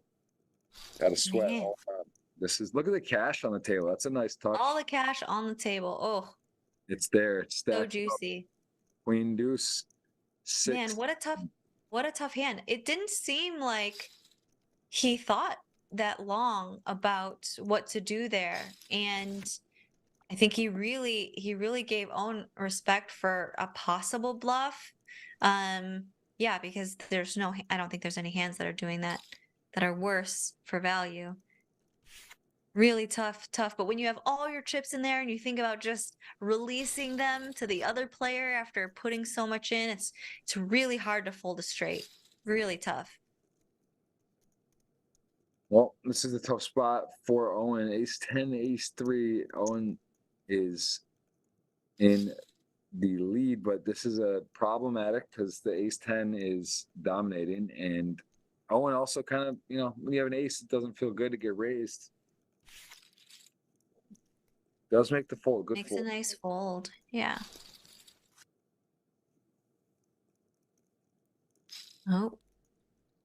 Jack 8. Nothing given there. It's always fun to see, when the players have the same hand, it's like, how is it going to play out? Well, okay. Like, is the position matter? Like, what happens here? But I think this is gonna. This is actually, no, they're probably going to take a really long time, this hand. It's tanking. Jack 8, both. Yeah, massive flop. Of course, they're sharing. Just call. Oh, it's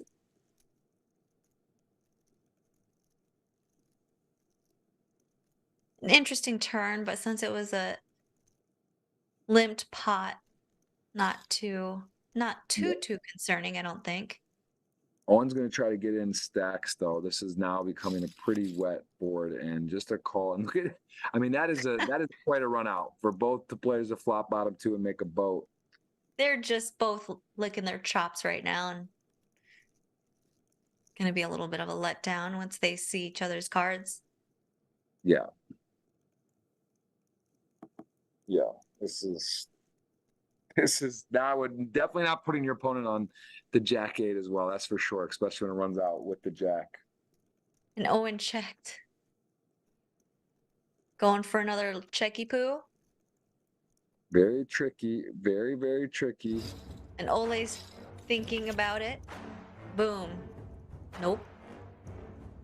Yeah, that you gotta think it's over. You gotta think Yeah. you just get it. He's like, I got him right where I want him. That is not a thing. And Kristy, we got another thing you're playing for right now. You're looking for the ace ten of spades. I'm looking for the jack five of hearts That's for right. and to have that. Good luck to everyone who's in that as well. And then the tweet, I think. See, I'm gonna make sure we get that out for you as well. That should be announced. We'll get that sorted out. But there is already a lot of engagement on that. You guys got a good chance on a giveaway today, that's for sure.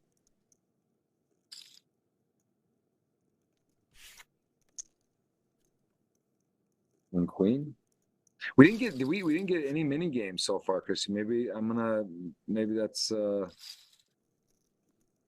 didn't have it this week. That's okay. We'll have to do it again sometime. You've been actually your husband as well, Andrew, in the future. Would love to have him on. I know he is honestly, I think he's like one of the more I don't want to say I don't know, so I haven't seen or played with him, but I just feel like he's one of the best. So I would love to be if he's ever interested or he does that, please extend the invite. I'd love to have him on sometime. Oh yeah, he would love to. He watches these, just for fun, and like he would love to, I'm sure. Yeah, let him know. He's I also have a lot of actually that's a question I did want to ask as see top paired turn here, ace five. Oh, running jacks could maybe pay off something with the ace five again, sort of looking at blockers, reverse blockers, doesn't have spades. And although Owen wasn't really betting, let's see what he does here. How does your husband do with the like tournaments and preparing with kids and during like the World Series, for example? How is he able to kind of balance? Uh, so mostly just by saying that there is going to be no balance for a certain period of time. Right. Um, it's like balancing and probably in a more zoomed out way, like taking time off afterwards, but it's kind of, something we talked about a lot today, which is expectations and how we adjust them. But when it's the World Series, he tries to mostly focus, of course, maybe a morning off here or there, an afternoon off if he busts. But yeah, we're all kind of working around his schedule. And did he get called or he just raised and Ole folded? Yeah, raised folded, I believe. And I think it might have It looked like it froze for a moment. yeah, I want to make sure to get the see, I'm gonna pick the winner here as we get this on the side. Tweet is still live. The jackpot is still live, and I gotta let me find this. Oh, wait, is this a mini game? Are we getting one right now? Did they just Slide one in there? no, I think well no, because you get one of the two cards. We could just guess. Oh, It's just, but it's this week. It looks like we won't have the mini games. Those are fun and been a lot of demand. People seem to like those. I love watching those. I remember back like those Jack Link's beef jerky on ESPN. oh yeah, the Jack Those are really great. Yeah, those are the same thing, same concept here. Yeah, I Just a love it. system Except error. sometimes those Jack Links one were just like the wildest hands. So of course you were like never gonna guess it, but still super fun. Yeah, true. Oh, we have a mystery hand here, and Owen is going to bet the river, hit the 3, and get a nice value bet in. And Oh, on the ropes. I don't believe Owen has not won him GG Millions. Oh, Ole has won 2. So could have a new champion, eh? wait. King 3, Queen 4.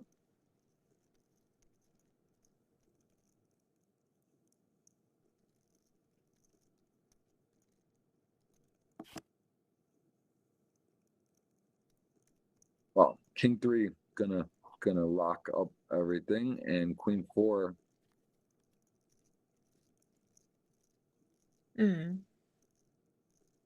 Maybe another check.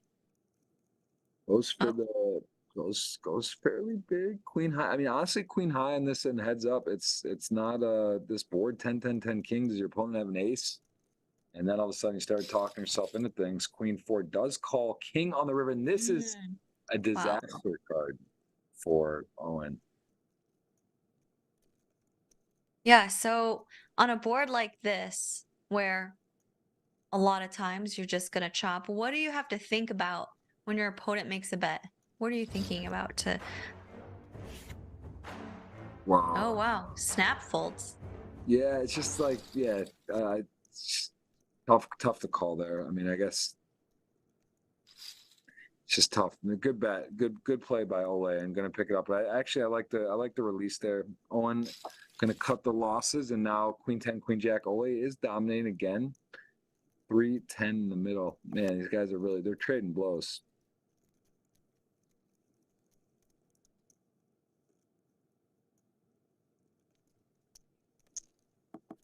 Jack would be an interesting card. Always rooting for the cards that are gonna bring the action, put players in tough spots.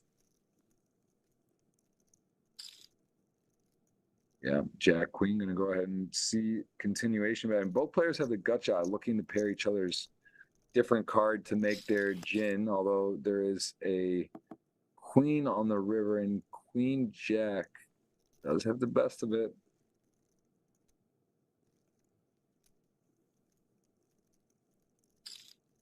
Yeah, I Hmm. mean, I don't see if you're snap call, right? How do you get away from that? You don't.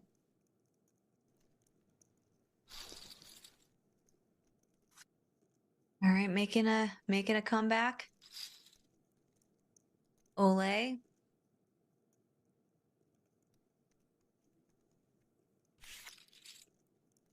King Jack suited, such a pretty hands.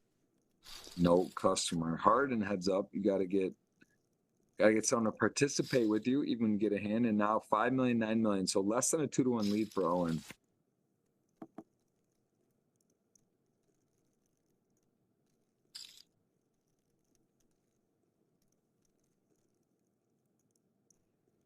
Or I'm curious, do people at these big final tables, or I don't know, maybe it's not something that happens, but do they ever talk about chops or not at this level? so and actually GG Million's interesting enough is not available for deal making. They don't facilitate that, although on GG and they do facilitate deals, but not in the GG Million. So that is I would say like people do chop sometimes, but not in this format. It's not an available option. Yeah, yeah, that makes sense. I like that. It's like just if you just take it off the table, it's like this is what's happening Yep. and you're gonna play to the end.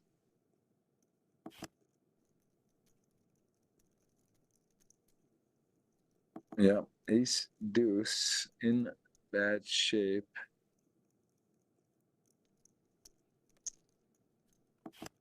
Ace deuce queen on the river. 10-4 does have the best hand.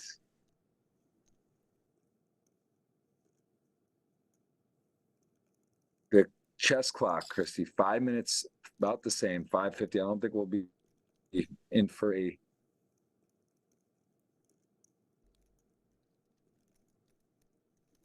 I don't think that we're gonna see much there. 10-4 picks it up, and Owen knows it's a very critical time versus Ole. Got to close it out. It's got the lead. It can flip in a second. Want to get the title. Want to get the money. Big jump in the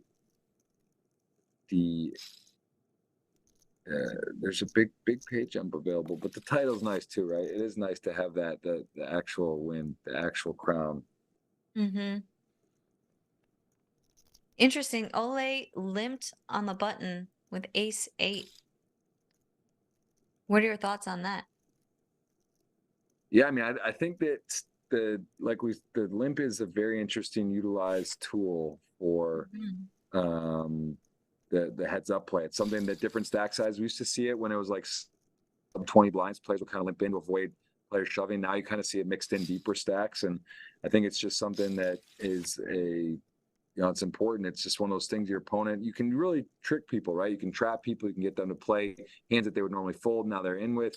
You can set set bet sizings and just kind of play more post flop. So I actually, I like it. I think the more competent of a player is will have that kind of gear more, that they are able to mix in some limps with good frequency. But I'm a fan. I think it's cool, and it's fun to see strategies for players at these final tables with when they limp, when they don't, when they fold. They open fold, or are they playing 95% of hands on the button? Are they, playing much less? And you see a lot of the same type of play, right? A lot of players, they play similar on here, but yeah, Deuce five of hearts. He looks very. Oh, clicks it back. Wow. Wow, deuce five of Ole, hearts. some well-earned chips, some hard-earned chips are going to go out the door here.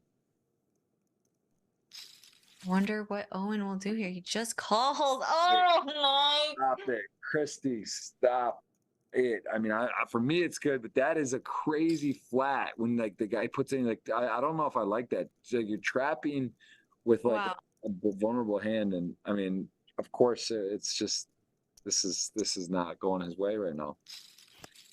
I'm just so fascinated by the click with five deuce. You usually see that with like a king or an ace in their hand to block those strong hands, but he must have just felt something, or I'm not sure, but wow, what a flop. But Owen has, oh, well, he may not see the river though, but man. And then yeah, Owen just calls out of position with ace queen suited. That's Whoa, oh, and he what is shows going on? whoa. Gonna need a 3, or we're gonna see Ole with a massive lead. Oh my It is not. God. It is not. That was a crazy moment. Whoa. Wow. Oh, and look at what is going on. This is now ace king to jacks. We might just be 2 hands. It might be bang bang, or Owen's gonna be back to lead. I gotta queue up the giveaway. Let me put the winner. It is, so it's at Charlie. Goes for the click back again, just a little more. And Owen is thinking about it on the button. Don't think he's gonna want to slow play this one. I think he's just gonna. All right, we are officially we are in jacks to ace king. This is an instant classic here on the GG Millions for a title. Jacks to ace king. Ole is clean through the flop, gonna pick up the turn clean, and to the river's got to hit 6 outs. Sweat it. Oh, it is no good. It's jacks are gonna hold. Ole, is that we got what we said? We're going everywhere, right? We're bringing everybody. Dinners, big dinners. Ole Shemian is your champion, the man. His 3rd title. Kristy, that was a tease at end. It was like you were there, you were short, then you were winning, and wow, so many takeaways, so many thoughts. Kristy, tell me, what were you expecting today? Are you impressed? What's going through your head on this final table today? Well, I gotta tell you, it has rekindled my passion for poker. Honestly, it's just wonderful watching players like Ole and Daniel and really even Tim Duncan. He was going for it. And even though it didn't work out for him, I appreciate that he went for it. He was absolutely going for the win. And Ole, I'm so fascinated by how much he's just a skilled player, but I think he also is a feel player as well, because he made some moves that were a little unconventional, and man, that 5 deuce really worked out. It's wild. That was so awesome. Just when you think it's out the door for him, 3 million left. The ace queen flat, I gotta say, that was a bit too high tech. I think just like it's heads up, your opponent re-raises you. It's like not necessarily a trapping hand, and I think you just want to put it in there. But hey, again, players played well. Thought he played well. All players. Very impressed with another amazing show for season 2023. This is episode 24. Kristy, Arnette, where can people follow you? I know you're writing a book. Maybe just close us with that. What do you got going on, and where can people follow along your journey on socials? Yeah, I'm writing a book. It's a story about risk, love, and poker. It's a memoir. Andrew and I have had a love story that spans 19 years. That started with that underground poker game in Fort Wayne, Indiana, that brought us to Las Vegas and all over the world. So thanks so much for having me. If people want to follow me, they can do so on Twitter at Kristy Arnette, or on Instagram at Kristy A. Moreno. Very, very cool. I appreciate the time. I know it's early. It was early over there at the start. It's early here. You guys can see the sun is up. Get some sleep. I'm gonna sleep, get a birthday sleep, and I appreciate the time, Kristy. Thank you so much. Thank you for everyone watching. We'll see you same time, same place next week. GG Millions, episode 25. We'll have a great guest as always and big high stakes action. We'll see you guys next week. Bye.